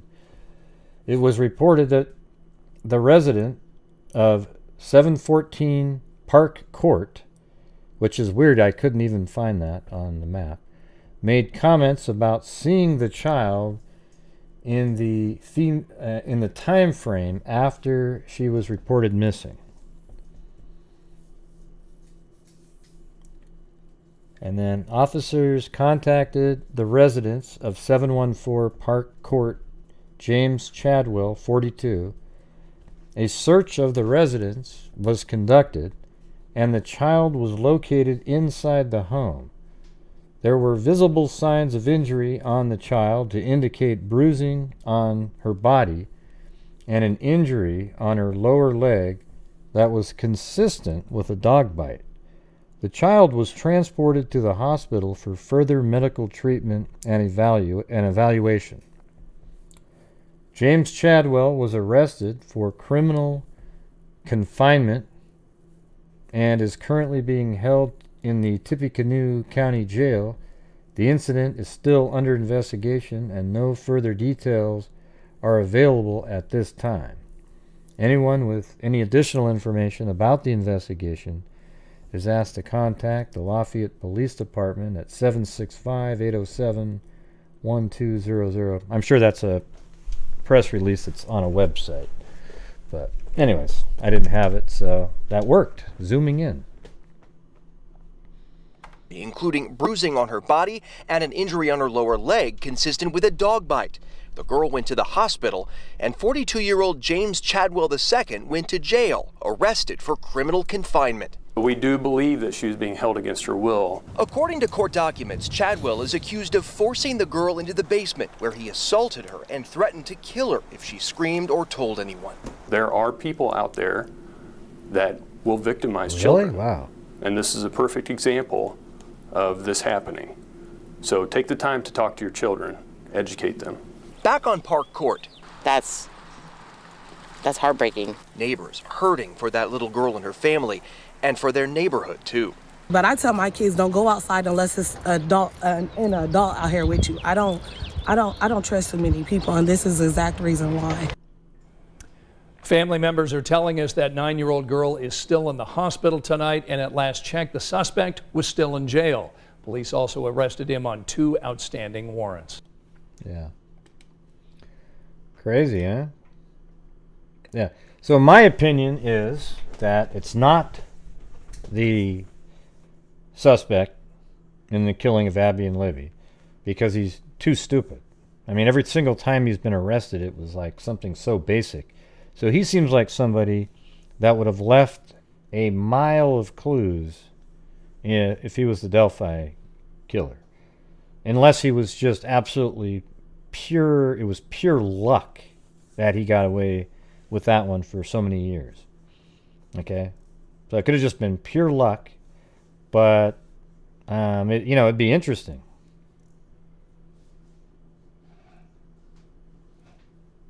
Yeah, I don't know. Some people just want it to be, it's like over and over, hoping. Yeah, everybody hopes that this is the guy. I hope it's the guy, right? But I think it's like very little chance of being the Delphi killer, even though he does, he's got similar height and maybe even hair color, I guess, is close. And it's only 20 miles away. He obviously, I don't think he's, when you say he has similar look-wise, how can you possibly say that? How do we don't even know what the guy looks like. We have 2 sketches that look nothing like him, and then we've got a grainy image on the bridge. Now, if you want to go with these 5'8" and, in the weight range and stuff, sure. Okay. Well, we don't know if his face shape is the same.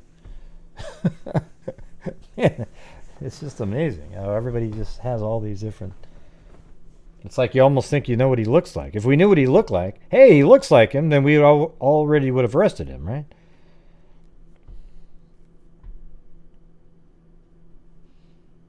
Yeah, this guy just seemed... It's ludicrous. He abducted a girl that lives right here in this area, and he lives right there. So she lives in either this house, this house, this house, this house, that one, that one, that one, that one, or, I don't know if that one's counts. I think maybe these here count. Because 2500 is right there. It's the 2400 block. So it's only this little area. And he lives right there. That seems really dumb. Like he was just drunk. Is your forehead sore, Lee D? What happened? Gray, you're so mean. If they think he looks like him, then he looks like him.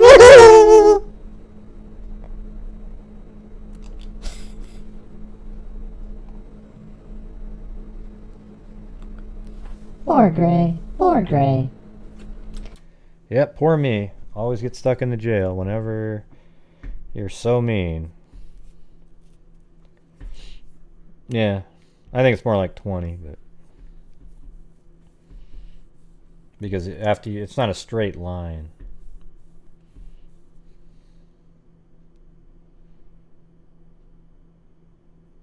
Right. You don't have to see what they see, but you know, you saying he looks like him doesn't mean he looks like him because you don't know what he looks like. That's what I'm trying to tell you. Hey, no bail. All right. Right. So nobody has to see anything that anybody else sees, but what I'm trying to tell you is when you say, "Hey, he looks like the," well, how do you know? We don't know what he looks like, or he would have been arrested, right? Thanks, Rita. Now we're still $2 or so in the hole, I think. Yeah, so he lives in the area. It'd be interesting to know if if he was familiar with Delphi, that kind of thing. I mean, he's definitely height and size-wise in the range, right?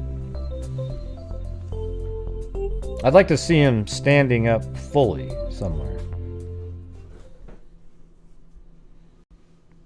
Thanks, Rita Schaefer. Oh my God, I'm out of jail now. Jesus, Mag. Mag got me out of jail, and I can afford a great attorney for the next 6 years. Oops. That was a dark screen. There we go. Thank you. So yeah.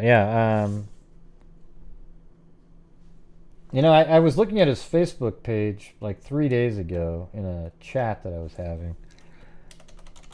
I don't have it right now available though, because it was deep into a chat. Hey, Truth Sleuth, do you have the? Can you put the link to that Facebook page back into the lower section of the chat?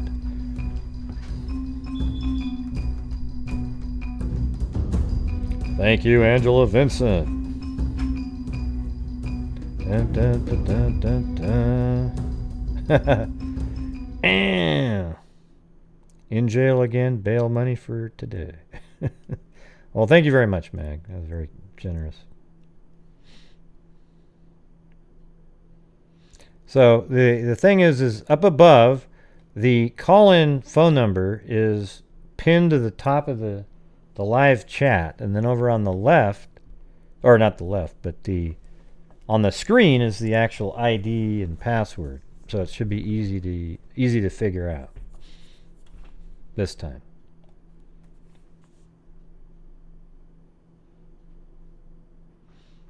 Yeah, you hit at Frank the Tank from Old School. Love that movie. You hit an at symbol, then you type in the person's name. And then once you type, you put an at, and then you start typing the first letter, you can actually pick it from a list. Huh? What's that thing?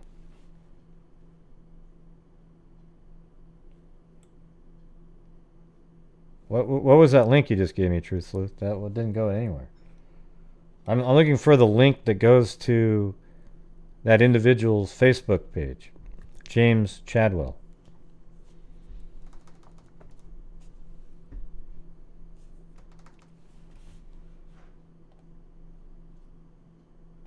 Remember Beth put it up there like 2 or 3 days ago?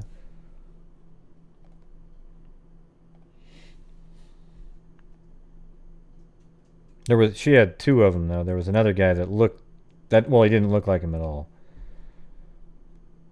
Hey, thanks, Giancarlo Catani. Appreciate it.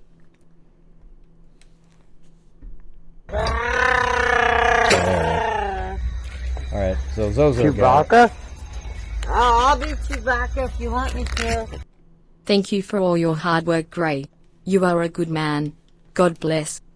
Well, thank you. Yeah, some people think so.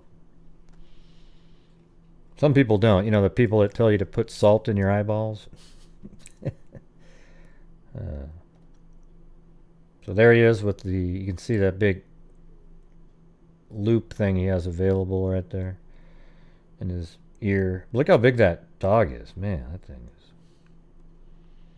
Thank you, Linda Howell, as in Linda Moldenhau of the cattle mutilations.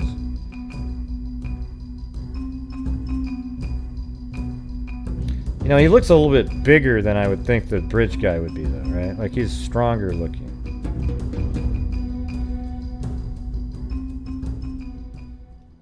Thank you, Gray. Love you all. Smiling face with hearts. But, you know, that, you know, his height and everything. I just don't think that, in my opinion, it's not, it just doesn't seem like that's him. I'm not saying it's not, though. I mean, it's like, yeah. It's just, there's so many people that look like the killer in the Delphi case.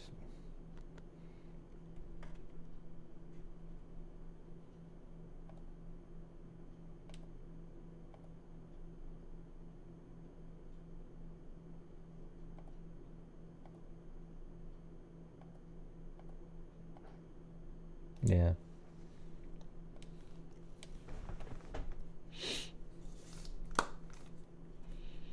Yeah, I don't know. I mean, it could be. I'm just saying, it just...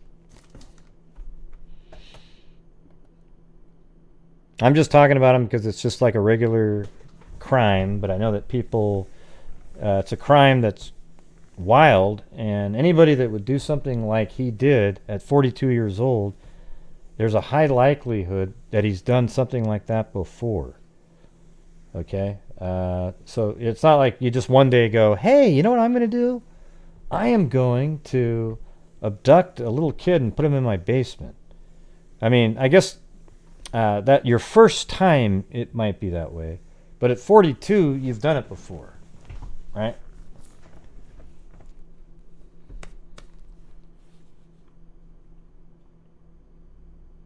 And that one picture where he looked like he was working out and stuff, that was from late in 2017. So it would have been later in that same year.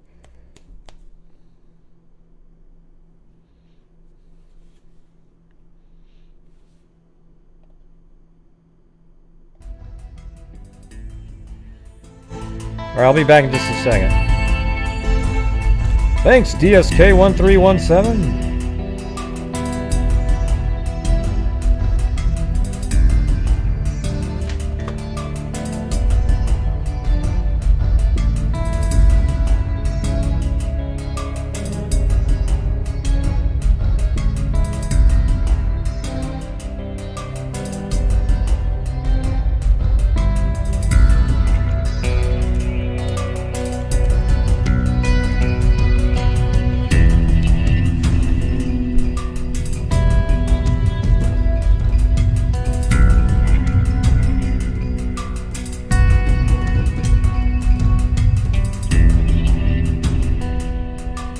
Never rule out aliens for anything ever tongue.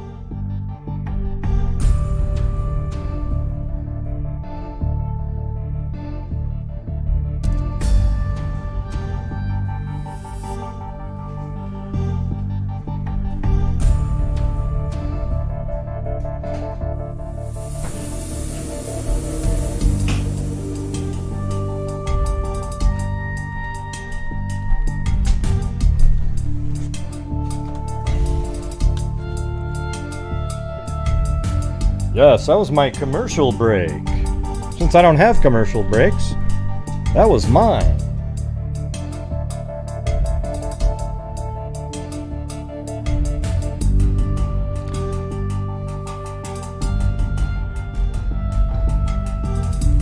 But you can take a BG seriously? Jesus. Yikes. Let's see.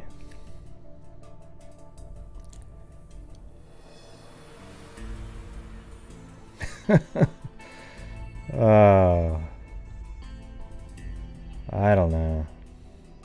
I don't think he was that concerned about his hands or anything like that. Like anything being on his hands. I think he was just walking across the bridge.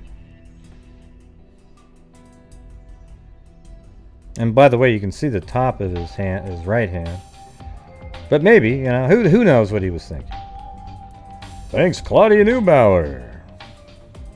And Miss L. Rodriguez. Punching. Yeah.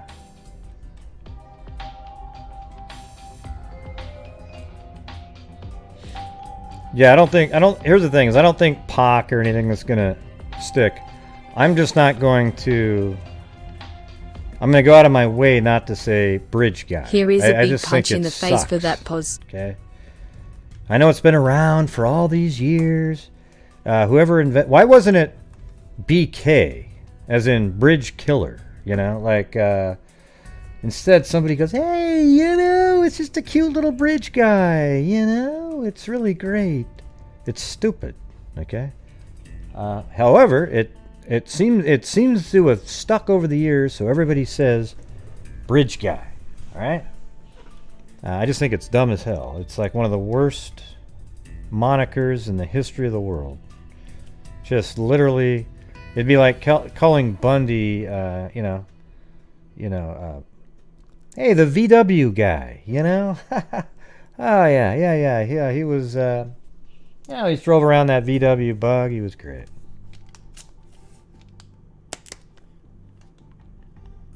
Yeah. POC means psycho and whack job killer.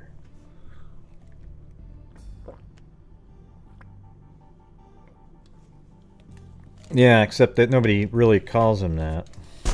That's the thing.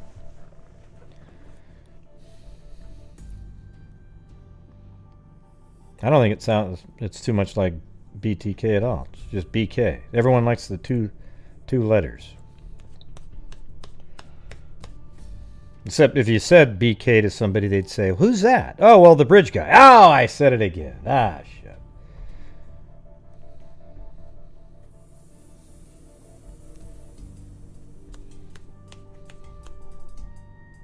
Now, what would you guys call him? No, it was psycho and whack job killer. Although maybe other people came up with their own. I don't remember.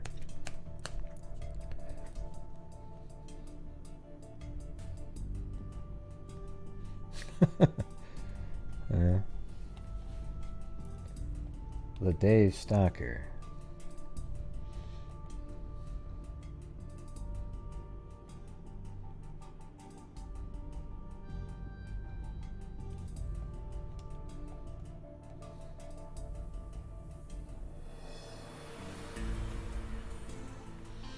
Well, he's not really even a suspect, though. That's the thing, Miss L. Rodriguez.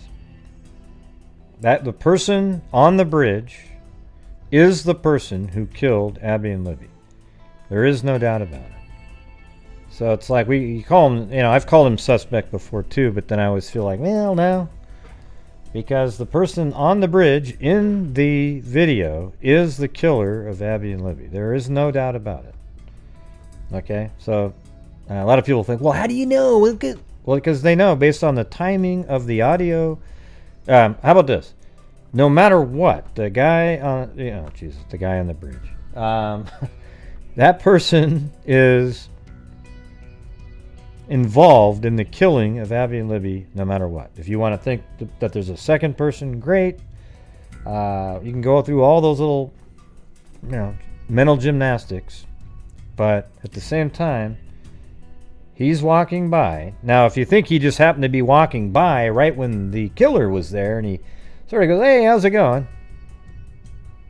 And maybe he was really saying, hi, hey, guys, to two other people. Anyway, here's the new theory, everybody. He walked off the end of he walked past Abby Libby, and he says, hey, guys.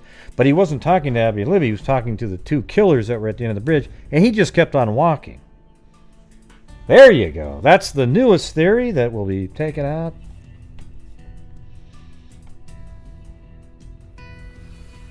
Yeah, bowel movement, BM. What do you guys think of BM? Who's that? Who's that? Well, bowel movement. You know, the guy. Then you still have to say, who is that? He's the guy on the bridge. Ah, shit.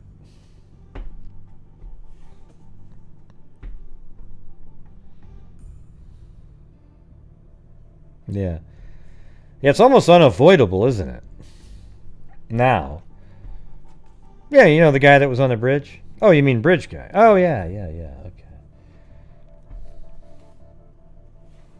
Bowel poop. I wonder what Zozo would call it. If given a choice. No, that's I'm coming up with that one, Cindy. I'm preempting anybody saying that. Remember last week the girl in the chat said that he said something else, like it was totally different than what everybody knows that is said? And she got really angry.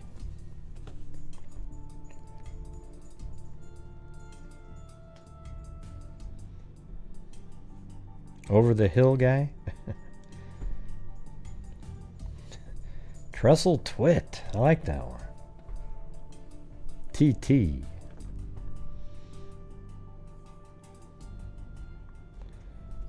The Bridge Barbarian. Oh yeah, that's what she said. Look at, he says, over the hill. No? How can you get the word over out of the word down? Down the hill. Oh no, it says over, look at. Down the hill. Hey guys. Down the hill. Hey, do you hear how Gray sounded just like him? Yeah, because I practice sounding like that. My regular voice would be, hey guys, down the hill. But if I went, hey guys, alright, let's see. Hey guys, down the hill.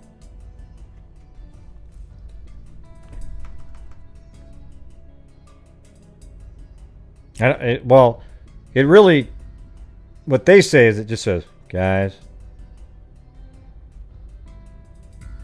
down the hill. I think it's more, hey, I think it's like, hey guys, there's this little tiny breath of a hey, and then G apostrophe down the hill, get down the hill. But it all sounds like one word, but you can actually kind of make it out a little bit. But either way, what difference does it make? Okay. Awesome. Yeah, turn me in, you know.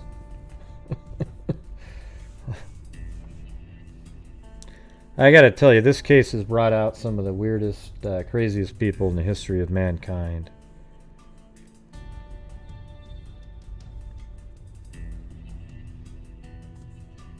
Yeah, he might.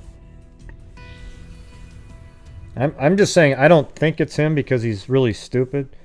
Maybe he wasn't drinking the day he was out there, but the 2 times he's been arrested are absolutely, you know, he's just dumb as a box of rocks. I mean, here's one right here, totally different haircut and everything. But this is him. I mean, it's 2020, 40 years old, Peru. A Peru man had been arrested in connection to a theft of a liquor store. James Chadwell, 40, is facing a misdemeanor charges of theft after resisting law enforcement. After police say he stole a bottle of Disaronno Amaretto and then ran from police like a genius, according to a press release. About 9:30 p.m. Monday, ISP trooper Andrew Baldwin got word of a theft from a liquor store just 2 blocks from where he was patrolling on Main Street. According to the release, Baldwin saw Chadwell, who matched the suspect's description, walking northbound.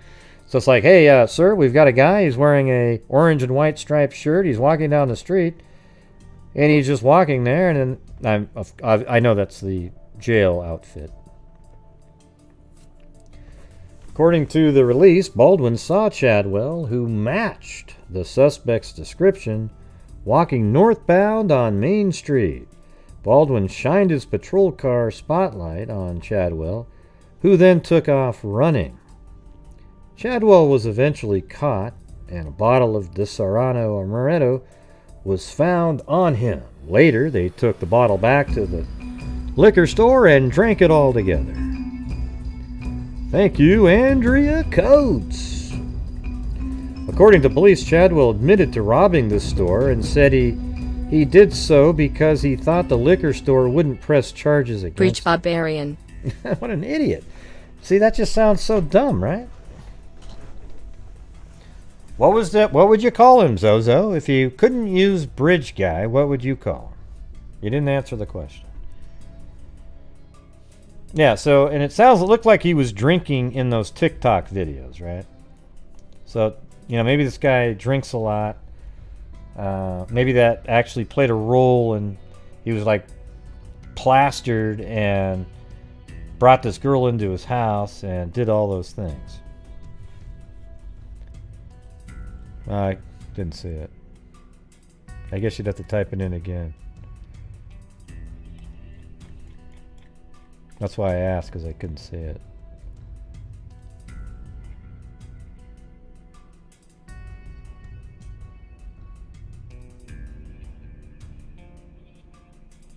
Yeah, don't see it.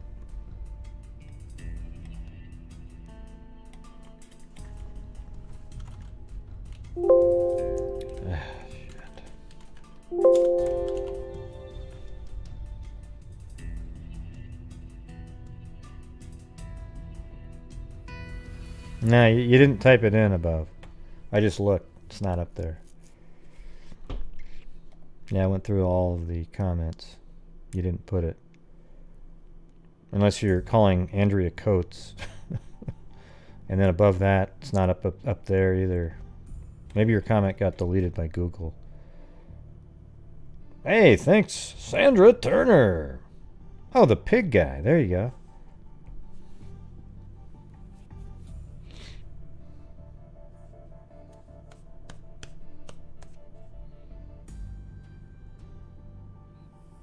Hey, Bridget. Oh, shit. Scared the hell out of me again. Oh, not that. Woohoo! Pig guy. Pig guy. Sounds like some noodles. I'm gonna go get some pig eye noodles and yeah, hey Zozo, you didn't put it up above. I just went up and looked. I wanted to know what you would have called him. So I spent like 2 minutes looking up above and it's not there. I think your comment must have got deleted, or you thought you put it in but it wasn't.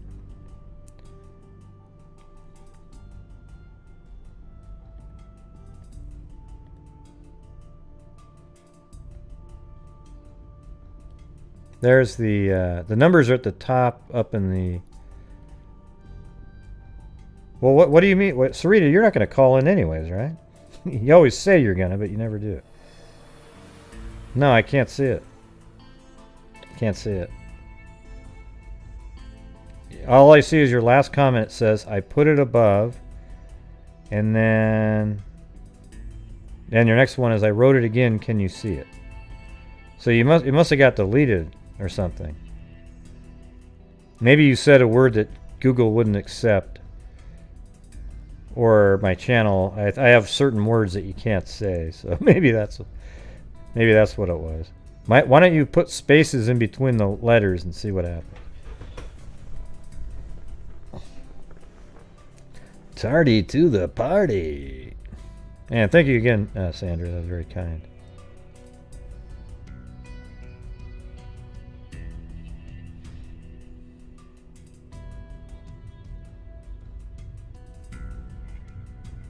Poor Sarita. Yeah. So the phone numbers are in the pinned comment. See that, Sarita, up above where it says the pinned chat? Then the ID, meeting ID and passcode are up on the top of the screen, so it's easy to see. But you can just get the number out of the pinned comment. Oh, maybe that was Lee D says she'd call in. Yeah, I can't see. Can any of you guys see her comment? Oh, okay. Maybe. Well, I don't know. That's the first time I could read it this time. D-I-K. Delphi, Indiana Killer. Dick. That's a pretty good one. Because that one's short and easy, right? Yeah.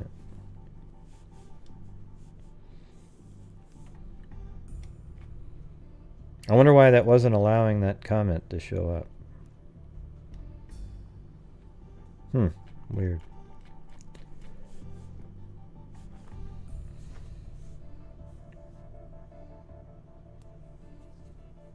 Now there's no periods, just D-I-K.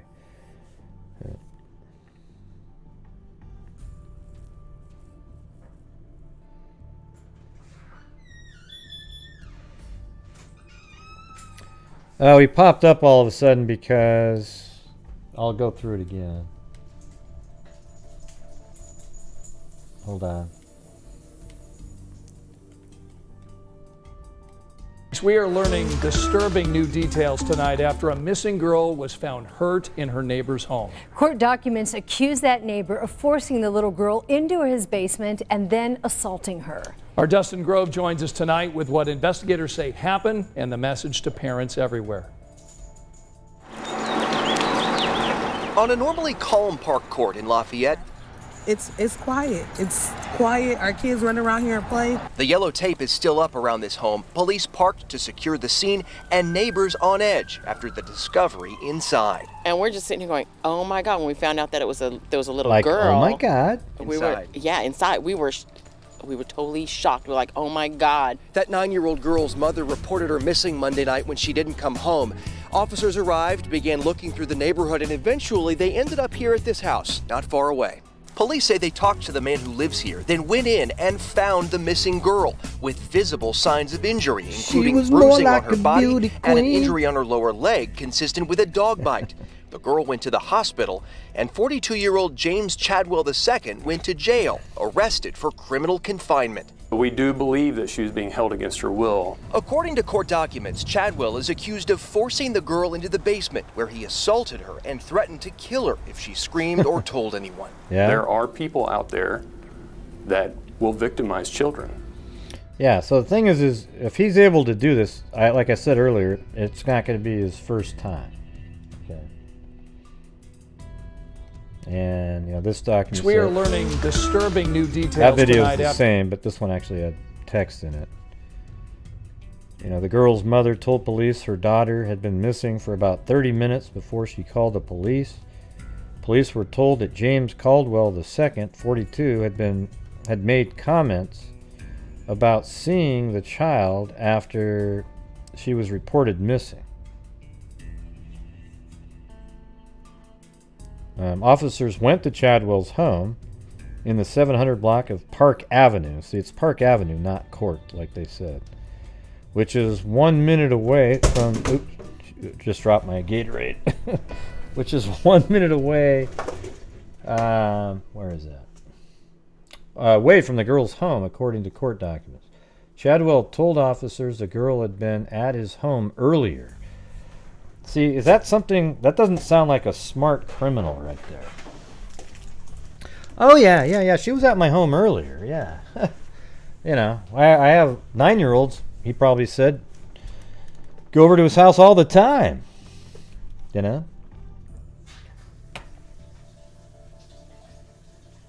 And so they went back, they went in and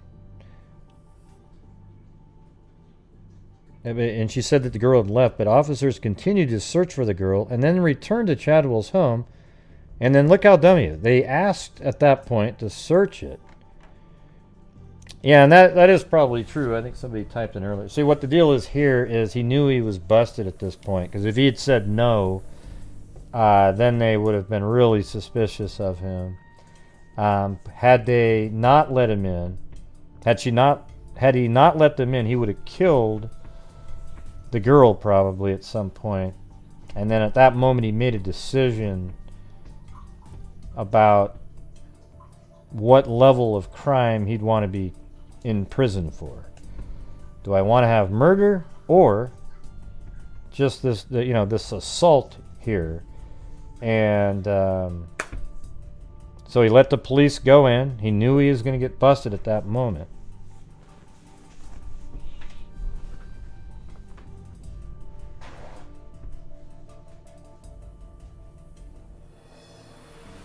All right, what do you guys think?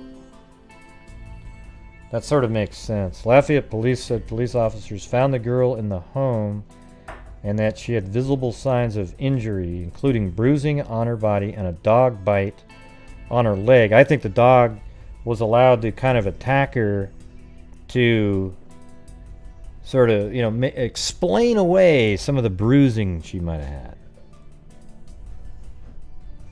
He can say, "No, that was my dog. I didn't. Yeah, it was my dog. I didn't do that. Yeah, it was my dog. I didn't do that."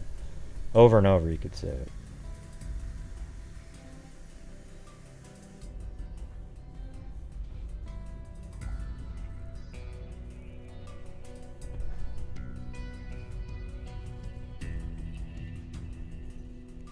I don't know. Yeah, and living in his grandmother's basement, Zozo.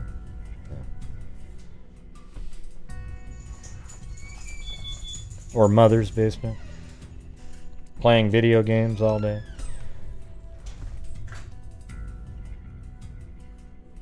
Yeah, this guy doesn't seem like it to me. He seems completely like too stupid.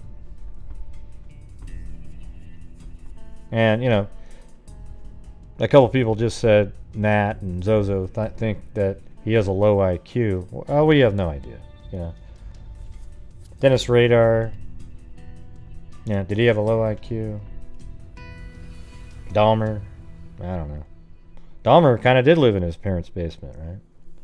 But I don't think he was considered stupid by any means. Yeah. So if it was just pure luck that he has low IQ. Look at what Dan Carr just put in there. Oh, shit. He's pretty good with words, I gotta tell you.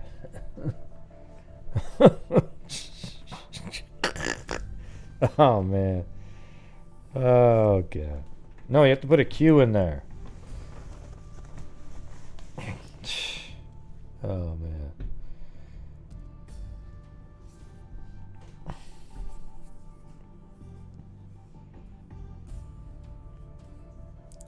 He couldn't even hold back seeing the girl was in his basement. Right. Well, here's the thing. If he had said... It's weird that he said he saw her earlier. Why did he admit that? He could have said, no, I haven't seen her at all. And they wouldn't have been as inquisitive. But he must have known that somebody else had seen him talk to the girl. And then he admits that she was there at some point, which is just a total red flag at that point. And then they said, well, do you mind if we go inside your house? Oh, no problem. And there she is. I mean, he knew at that moment that he was toast. And now you sort of want to look around to see if how many other small girls have gone missing over the years, in the last 10 years, and have never been found.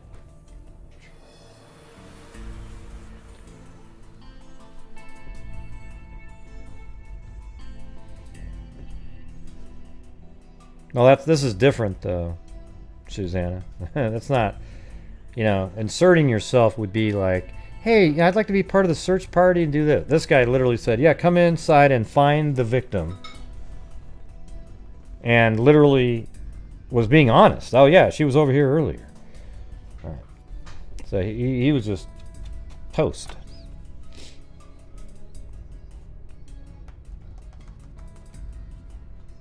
So if you were looking at the map again, for the people who just got here, I'll show you. It's in Lafayette, Indiana.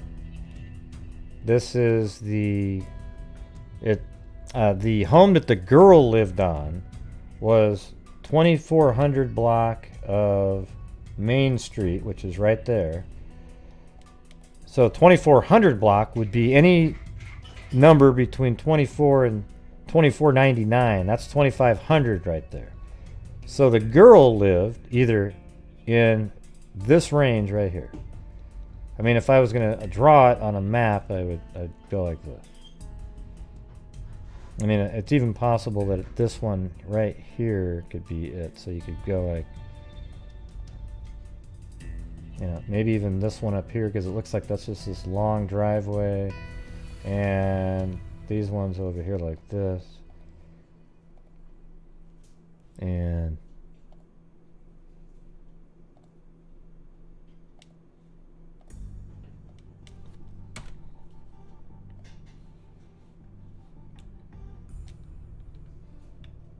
right, so the girl lived right there in this little tiny area. And the guy, he lives right there. I mean, how stupid can you get?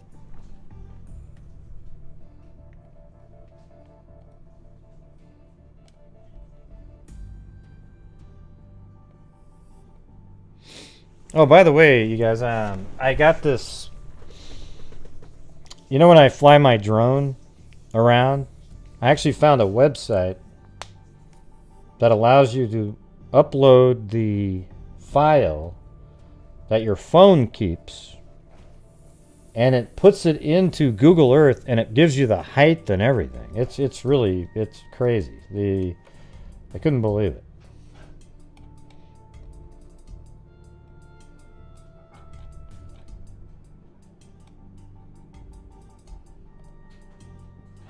Let me see if I can even do one right now. File, open.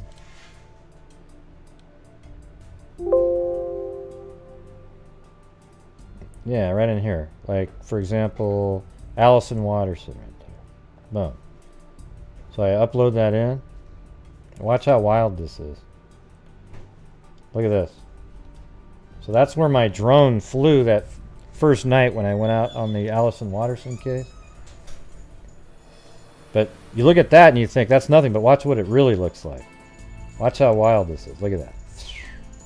I mean, that's just awesome as hell. I can't believe it. And it tells you how much battery power was left.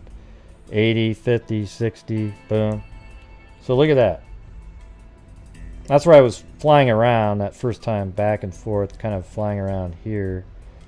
But how cool is that, huh? Like, you literally, that's exactly where I took off from right there. So I took off. We are learning disturbing new details tonight after a missing. It goes straight up in the air.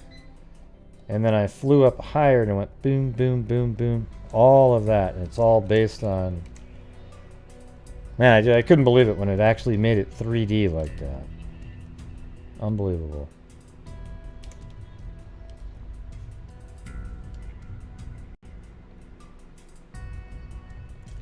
So, if you did it again, you could actually load it back up later, and then you could say, "Ooh, I missed this spot over here," and then come back, and you would have a really great, coverage. You could actually, and you could do it really quick too. Like what I just did right there, on the fly, on location. You could probably take 2 or 3 minutes to do that. I have a Mavic 2 drone.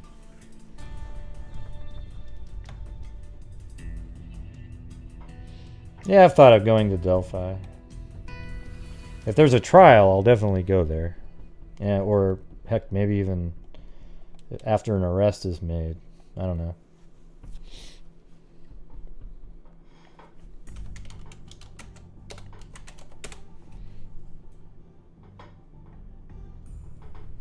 I'm taking my courses.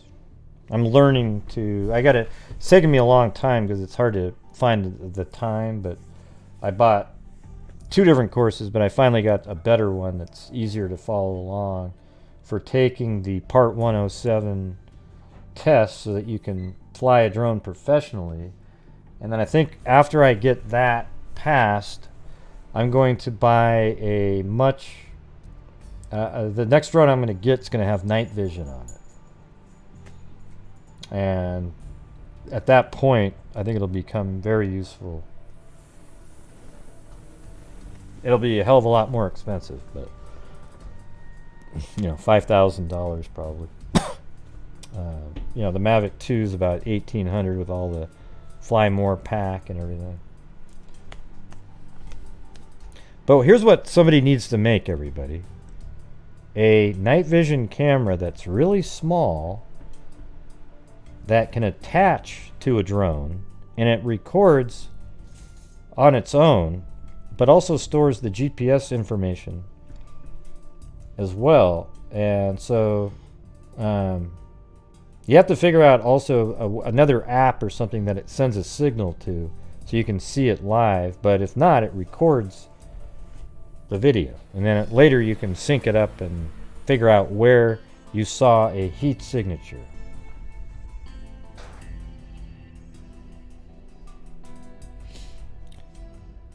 Yeah, they have those drones that go underwater.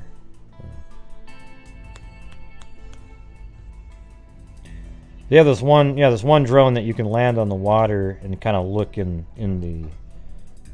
It doesn't really do well underwater, but you can use it on top of the water and move it around and stuff.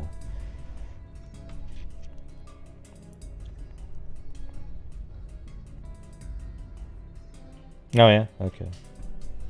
Yeah, I'm not saying this is the guy, Minute H. I just know that there's a lot of people talking about him. So I'm saying that I think he doesn't match what my perception is of the guy. I mean, he kind of has a similar height and all that kind of stuff. He just seems too disorganized and stupid. That's what I'm saying. So it sounds like he really did do this crime.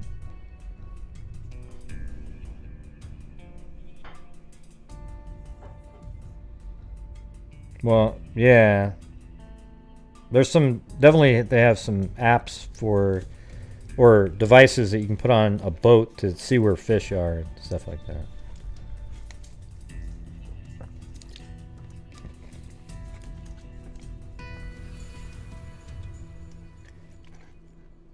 So what do you guys think? I'm a person like this is more likely than the average person to be Dick.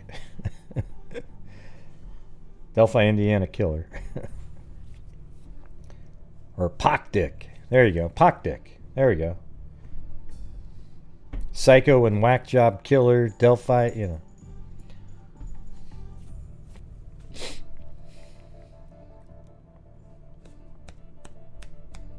Yeah, I'm not one of those people. I'm just saying this guy, you know, he's a person that's more likely than the average person to be a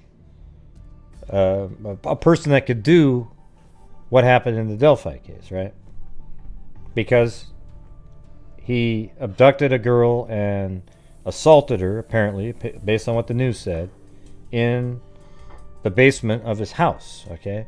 So if you take him and compare him to the rest of society, someone like him would be more likely than everybody else.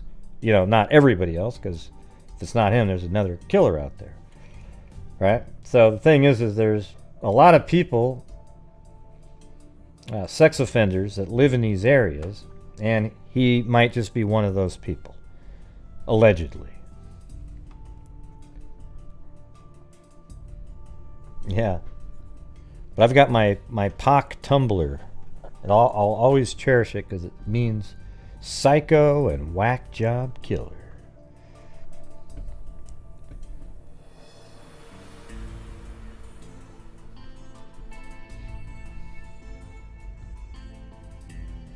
Yeah.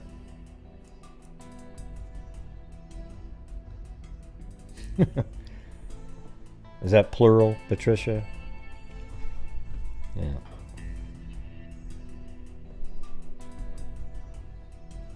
What makes you think that, Cindy?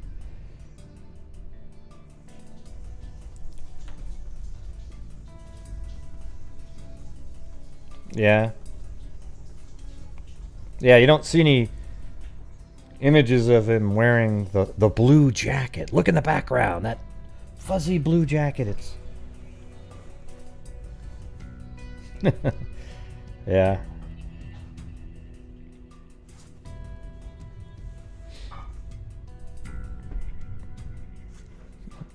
I don't think so. Mina H. Or Mina H.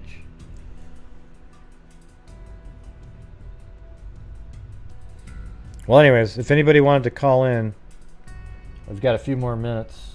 I'm going to go till about 7. I've already been on for 2 hours and 5 minutes.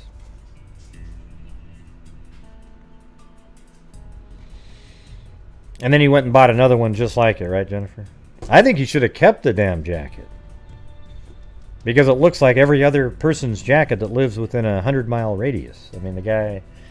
I've told this before, but I don't remember when or where it was, but it was an event at a park in Indiana where people were going to look at some old train, something or other.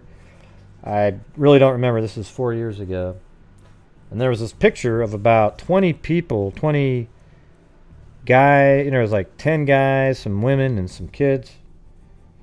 And they're all walking, and every single one of them had on blue jeans, brownish kind of shoes, a blue jacket, and baseball hats.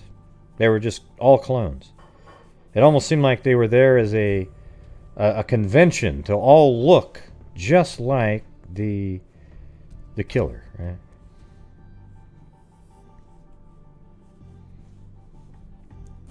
There you go. So if you haven't subscribed to my channel, please do so. Alright, hit the subscribe button and the notification bell because we cover all kinds of different cases, not just the Delphi case.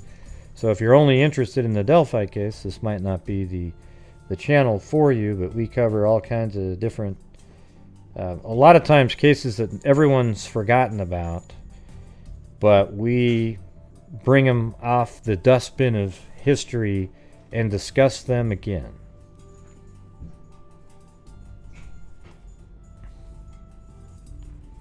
And I called again today on the, what was it?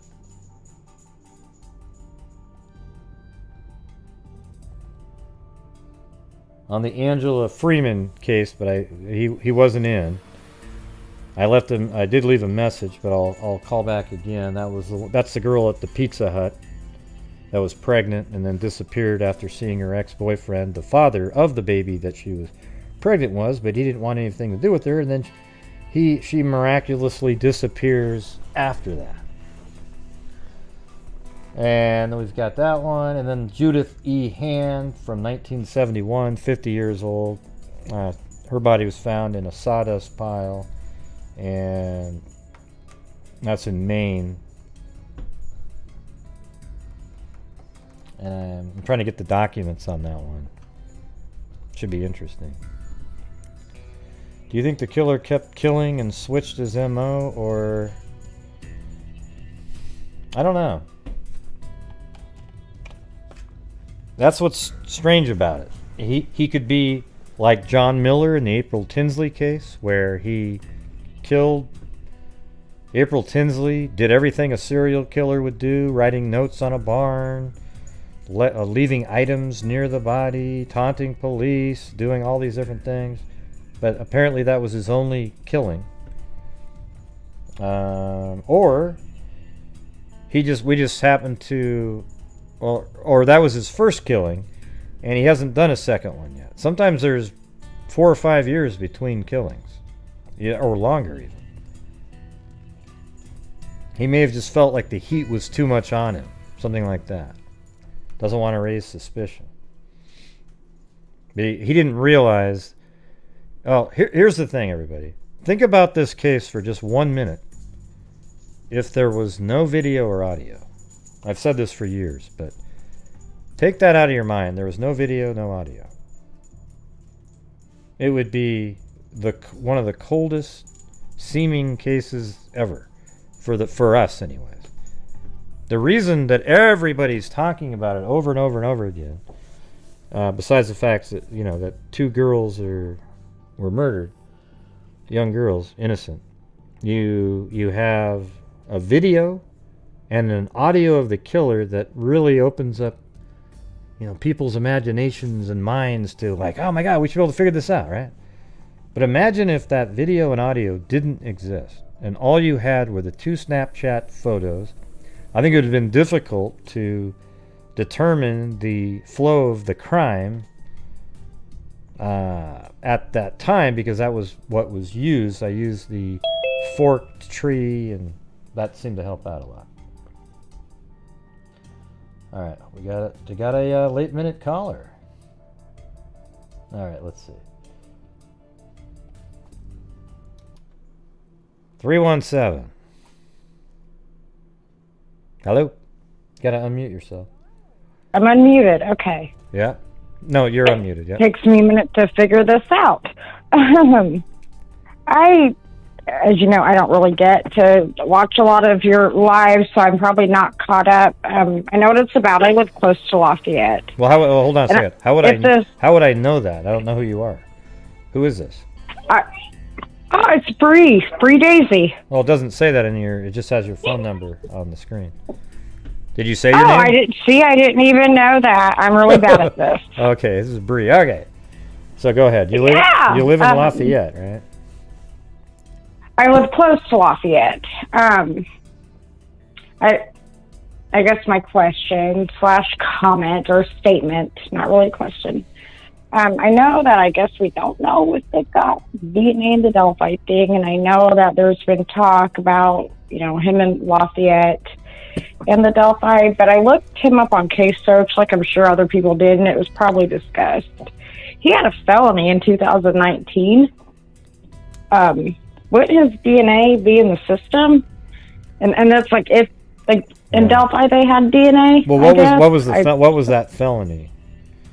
Wasn't that just stealing possession? It was possession of methamphetamine, and it was like the paraphernalia.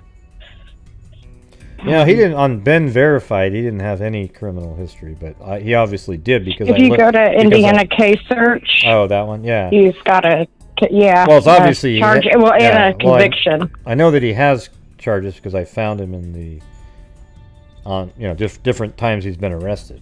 So he stole from a liquor store once too. That's a no-no. You can't do that. You get caught. Yeah, so I guess drugs too then, right? Crazy. Yeah, it was it might still, I don't know if this, I hope this doesn't disconnect the call. I think it was possession of methamphetamine. This is the basic offense for any amount below 5. 5 what? I don't know. And that looks like a felony. It's a felony 6. They would have taken a swab. Yeah. So that's to say if they've had time to process it or, whatnot. Living in Indiana, very close to Lafayette, and I was not able to hear your live. I just got off work. As far as I know from the news, I don't think that they've given many updates. I could be wrong. I don't even know how he got that little girl. I don't know. Yeah. Well, I mean, I think like everybody else, we all hope it's the guy. It just doesn't seem. I'd actually be a little bit surprised, or very surprised, if this is the guy. Okay, I'd be very surprised. Yeah. But I wouldn't be shocked. I'd be happy. I'd be more shocked just because he had a criminal record on file. Well, why would that make you shocked? And that would make it more obvious, more likely. Well, I guess I'm assuming, this is just me assuming, probably shouldn't do that, that, the Delphi case had DNA, and that, that maybe that's not the case. So, and I think that's why that would make me shocked if his DNA was already on record in Indiana. When you're charged with a felony, they swab your mouth, it goes on federal record. I think there's DNA out there, but maybe they don't know whose it is, or maybe it's a really weak profile, and that could be the case too. You never know. I don't think they have Or like what this kind really. of DNA it was. I don't think they have. know. I don't think they have this really great profile of the killer. I don't think they have this great profile just sitting there, and it's, you know, that they could put on GEDmatch and go look him up. It seems like it's something Right. pretty weak. What happened, Patricia? And that could be true, just in my non-educated theory or thought per se. I guess I've just kind of gotten on the point of thought, which I'm probably not right, that it just has to be somebody who's just never been arrested for a felony, and I could be wrong. Yeah. Probably am. So that's just where I stand on it, but, you know, none of us know. Well, they probably have I his guess, DNA, and- so maybe they can. It could also be that they have some DNA profiles, but that they haven't been able to assign to anybody, but they can't find it on any of the databases out there, but they don't know for sure if it was a killer, so maybe they could compare it. You know, anytime there's a new, but they would have already compared that profile with him from 2019. Although maybe they didn't check. Well, it's an automatic thing. It's a database, so it would check it against the database. It's not like you got to say, hey, would you check it against Joe Smith over there? Okay, it's literally like you put it in there and it goes, right. And then there's a hit comparison made and a hit on somebody else's profile. So if they did do that, like in CODIS, he must not have matched that. So that's what makes you think sometimes that maybe they don't really have the greatest DNA profile out there. I mean, I've heard just some rumors, and when I say rumors, that is all it is rumors probably out of just random people's mouth that, you know, some people who have certain podcasts, I know I'm not allowed to say names, you know, kind of do put that out as fact. Like I said, I've heard some rumors about what kind of DNA it was. Not that that matters. But my other question, not that you can answer, so I'll make it a statement. You know, I heard it was urine. Now that I know nothing about. Yeah, or no, I'm sorry, it wasn't urine. Maybe it was feces. I don't remember, and it's probably not true. I don't even know. Well, the thing is no, but on the just recently, HLN or one of those shows did something where they were talking to one. I think it wasn't Lesenby. It seemed like it was Kim Riley or somebody else. I think it was somebody else, but they were saying that there's DNA out there, but there was it was actually God, who the hell is that? Shit, I can't remember his name. Don't say Nancy Grace. Don't you say that word to me. Sergeant, I think maybe Holman. Heck, you know what? I don't remember who said it, but they did talk about urine. They were talking about that. They were saying, you know, there's urine in different places, and so, you know, that makes it more difficult. And I was thinking to myself, well, that's kind of weird. I mean, how do you know where the urine is? You're looking around and all these different trees around, and you're finding little puddles of urine that somebody... You know, how do you spot urine? So maybe at night they use like luminol or something, and we're able to sort of spot different locations where, you know, I don't know. That's what I was thinking.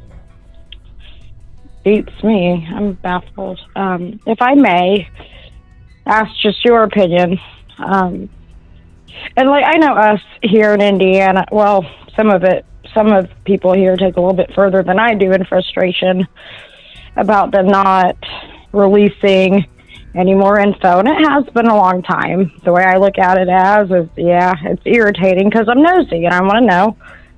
I assume that they're doing their job right. I have faith that as long as it's not Marion County Police, everybody's probably good to go. But what is your opinion on them just not releasing anything new? Do you think it's for a reason? Do you think it would be helpful if they did? Because it has been a long time. Maybe they don't have anything else. Well, I think they should. I think it'd be great if they could release the time of the video and the, you know, what the signatures were. I think the signatures might be the thing that somebody would recognize You know, that weird friend that they had that, oh my God, he always draws those same pictures on napkins. That kind of thing. I mean, who knows, right? That's right. Who knows? But anyway, it was very nice talking to you. I don't get to call in often, and when I do, it takes me 5 minutes to get it going. So thank you for taking my call. Well, thanks for calling in. It was good. Appreciate it. All right. Well, I will hopefully be able to watch you again soon, and then when this is done, I'll go and rewind it and listen to it. You have a good night. All right, you too. Thanks for calling in. Bye. All right. Bye-bye.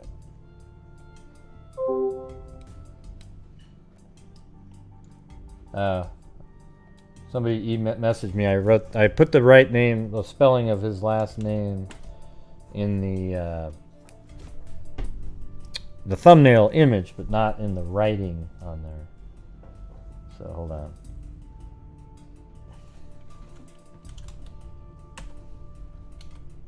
So I think that's good. All right. Should be fixed now. So thank you for sending me that. Well, good, Kara. Make sure you hit that subscribe button. Of course, you gotta like talking about other cases.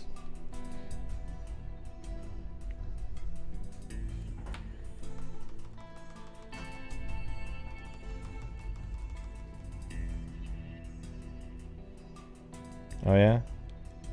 Take a black light when you're checking in the hotels, huh? No thanks. I'd rather just not know.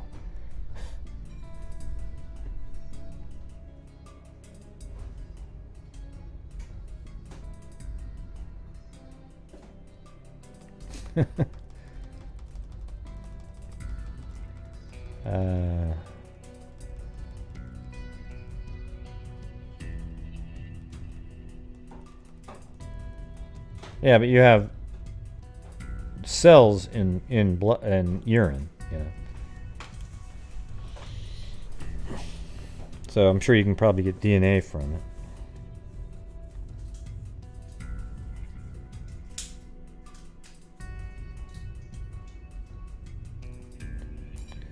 Yeah. That's a true statement. Ignorance is bliss.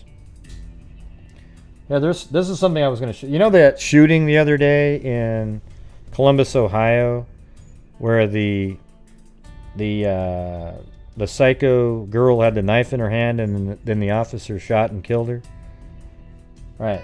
Well, see, this is what NBC, how they write it. Look how the difference in reality is here. Listen to this. See right here, it said, Reardon drew his weapon as the altercation unfolded, the video showed. Police have said the video shows someone trying to stab a person on the ground as well as a second person. A person wearing a black t-shirt is seen with an object in her right hand that she raises towards a second person. No, idiots. Hey, NBC, it's a knife, okay? Everybody's seen the video. It's a knife, NBC. But see how NBC keeps trying to make it seem like there's some... We just don't know at this point. Everybody who's seen it knows that was a knife that girl was holding. If it wasn't for the police officer, the girl in pink very likely would be dead right now.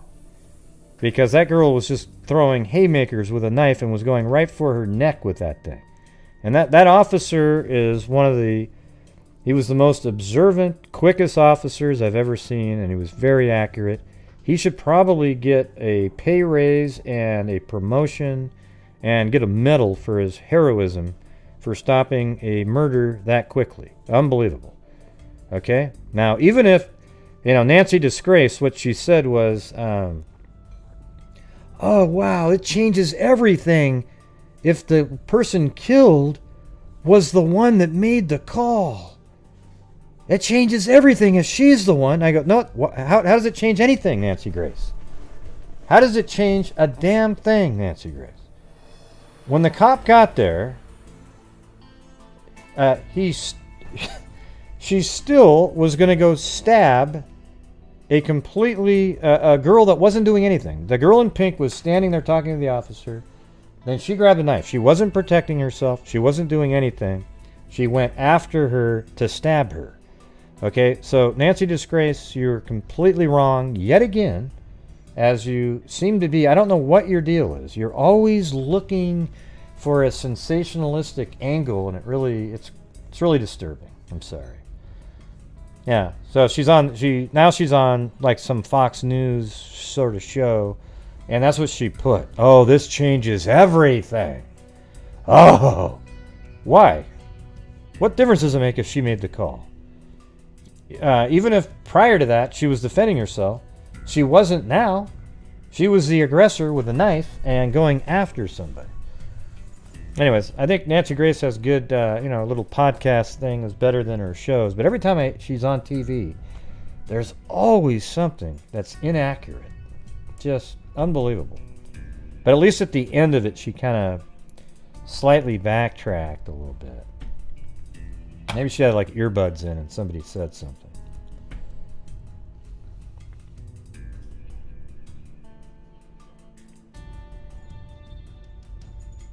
Of course, a lot of people in here don't even know what I'm talking about because they only follow the Delphi case. Yeah.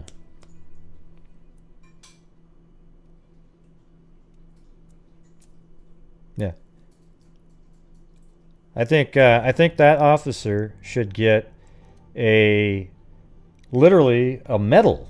I mean, in 10 seconds, or even less, he was able to completely assess the situation, could see the knife in that girl's hand and was tracking it, and he pulls his gun out, he's trying to get something, work it, and then boom, that girl lunged towards another person, and he just went boom, boom, boom, boom, boom, done. And I guarantee it that girl in pink, unless she's trying to look good with people in the neighborhood there, I bet you anything she is very thankful that officer did that. Okay? And what's weird to me is it seems it's racist to me that people out there immediately go after what color was the officer, and that's their focus. Here's the thing, everybody. Why don't those same people care about the race of the person that was saved by the officer's actions? How come nobody cares about that? Yeah, LeBron James is a fool. Yeah, he's literally a dumb person that has a lot of money that tries to pretend he's intellectual, but when you listen to him, he doesn't say anything. And I think it's also racist that people don't seem to understand why these shootings are happening. And they're happening because there's violence going on. And there's also resisting arrest going on. Why aren't people taught to not do that anymore? Don't have a reason to have police come over in the first place. And then, if the police do show up, do exactly what they tell you to do. And if you do those things, your odds of dying when the police show up are 1 in a trillion. It probably wouldn't even happen. No, I didn't cover the FedEx. Wasn't really that interesting. There's just so many of those. It's just... No, he really is. LeBron James is a moron, okay? He's just very rich, so you can't really say that to him. Like his buddies have to be, that was really, wow, that was so intellectual. Just go listen to him talk sometimes. Really, really dumb person,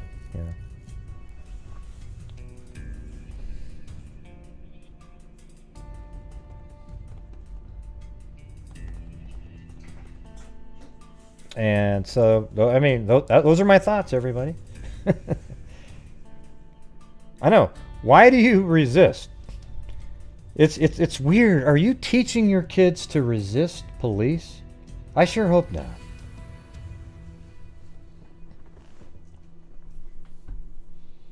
God. Whenever time there's somebody resisting, there was something else going on too, right? So even if that one case where somebody got pulled over for expired tags, and then the person jumps over to the other seat really quickly to do something, and then they find 4 guns in the vehicle. And then the officers take the guy down, and they go, "Oh, see, it was excessive force." Well, how come you had 4 guns in your car? What? I mean, 4, you know, it's a little strange. 4 pistols.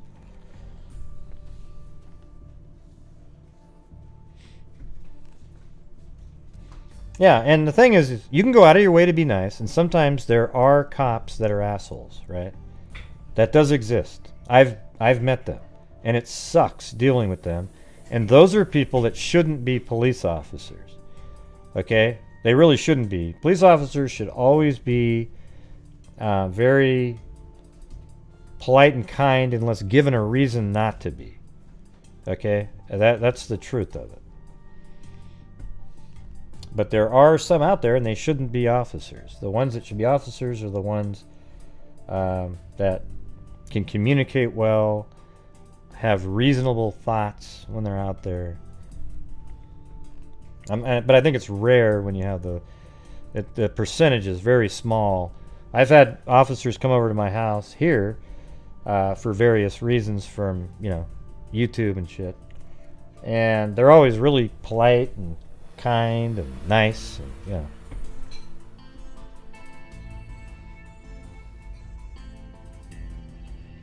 Yeah, all this stuff that's going on right now, this is exactly what everybody was telling you was going to happen. It's sick. It's scary shit, man. God. Look at all this stuff. Everything is just horrendous.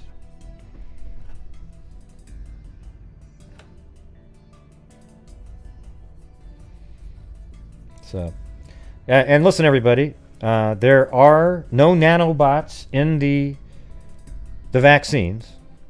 All right, so if you're watching and you're one of those people that's scared to take the vaccine, you know, I don't like getting vaccines either, but I started getting flu shots like 5 years ago and never had a problem with those. And then I went and got my first COVID shot 3 weeks ago, and it barely felt it. My arm was sore the next day. I would recommend, if you could, to get Pfizer. Apparently there's less side effects, but it's very, very safe. Don't worry about it at all. So they're the most effective vaccines ever made, almost. I mean, they're unbelievable. Yeah, there's no robots in them. They're not tracking people. Don't believe the people who say that stupid shit, okay? It's really dumb. Really dumb stuff. Now they have you know what they said, everybody? They just now have reapproved Johnson & Johnson. And you know what they said? Yeah, we're reapproving it because the risk outweighs the benefit. Or, you know, the benefit outweighs the risk, right? Well, that's what I said 3 weeks ago. I said, you've got 6.9 million or whatever the hell it was, doses were given out, and you had 6 total cases, all women, of blood clot, and 1 death. And you took it out. You know, how many people are possibly going to die because you didn't give them the vaccine during that same time? That's just stupid.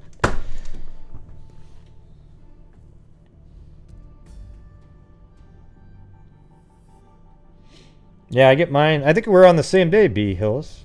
I get mine on Sunday in my second one. I'm waiting a month between the first and second. Awesome. I remember They Live. That's with the wrestler, right? It's time to kick ass and chew bubble gum. And I'm all out of gum. Rodney Piper. Rowdy Rodney Piper. Whatever the hell. He lived... I actually did a comedy film with him. Me and Troy Thirdgill, we filmed him at downtown Portland, and he was trying to do like a kind of a storytelling, funny thing. It's They Live. Man, I can't even believe somebody referenced They Live. That's amazing. It's time to kick ass and chew bubble gum. And I'm all out of bubble gum, is what he said. He should have just said gum, though. You didn't need to say bubble gum again.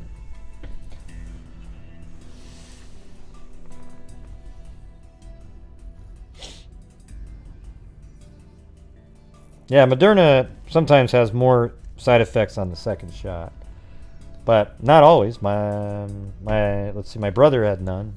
So,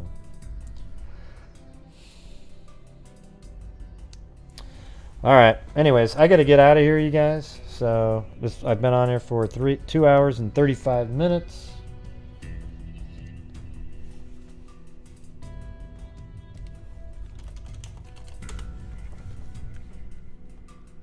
Yeah, sore arm. That's what I had.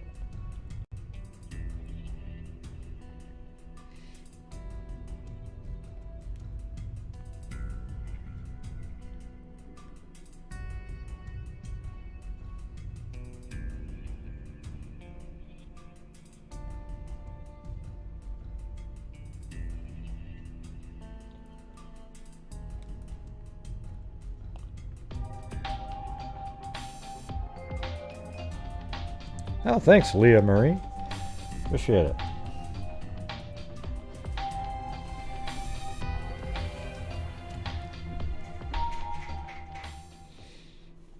Yeah, so thank you to Diamonds Are My Crack. That was the first one out of the gate, a cat eye donation. Yeah, so let me... Yeah.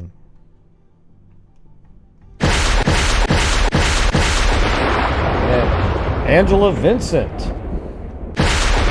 Rita Schaefer, One Sly Angel, Miss L. Rodriguez, Mag, Boggle Queen again, The Hawk, as in Pac, Alley Cake, Marine Co, Perrymon, Marine Co again, Jennifer Rochelle, Jessica Schubach, Allie Cake, Lee D. That was the no bail. Lee D's always giving me no bail, making me negative. Rita Schaefer. Rita Schaefer again. Mag with a double cat eye donation.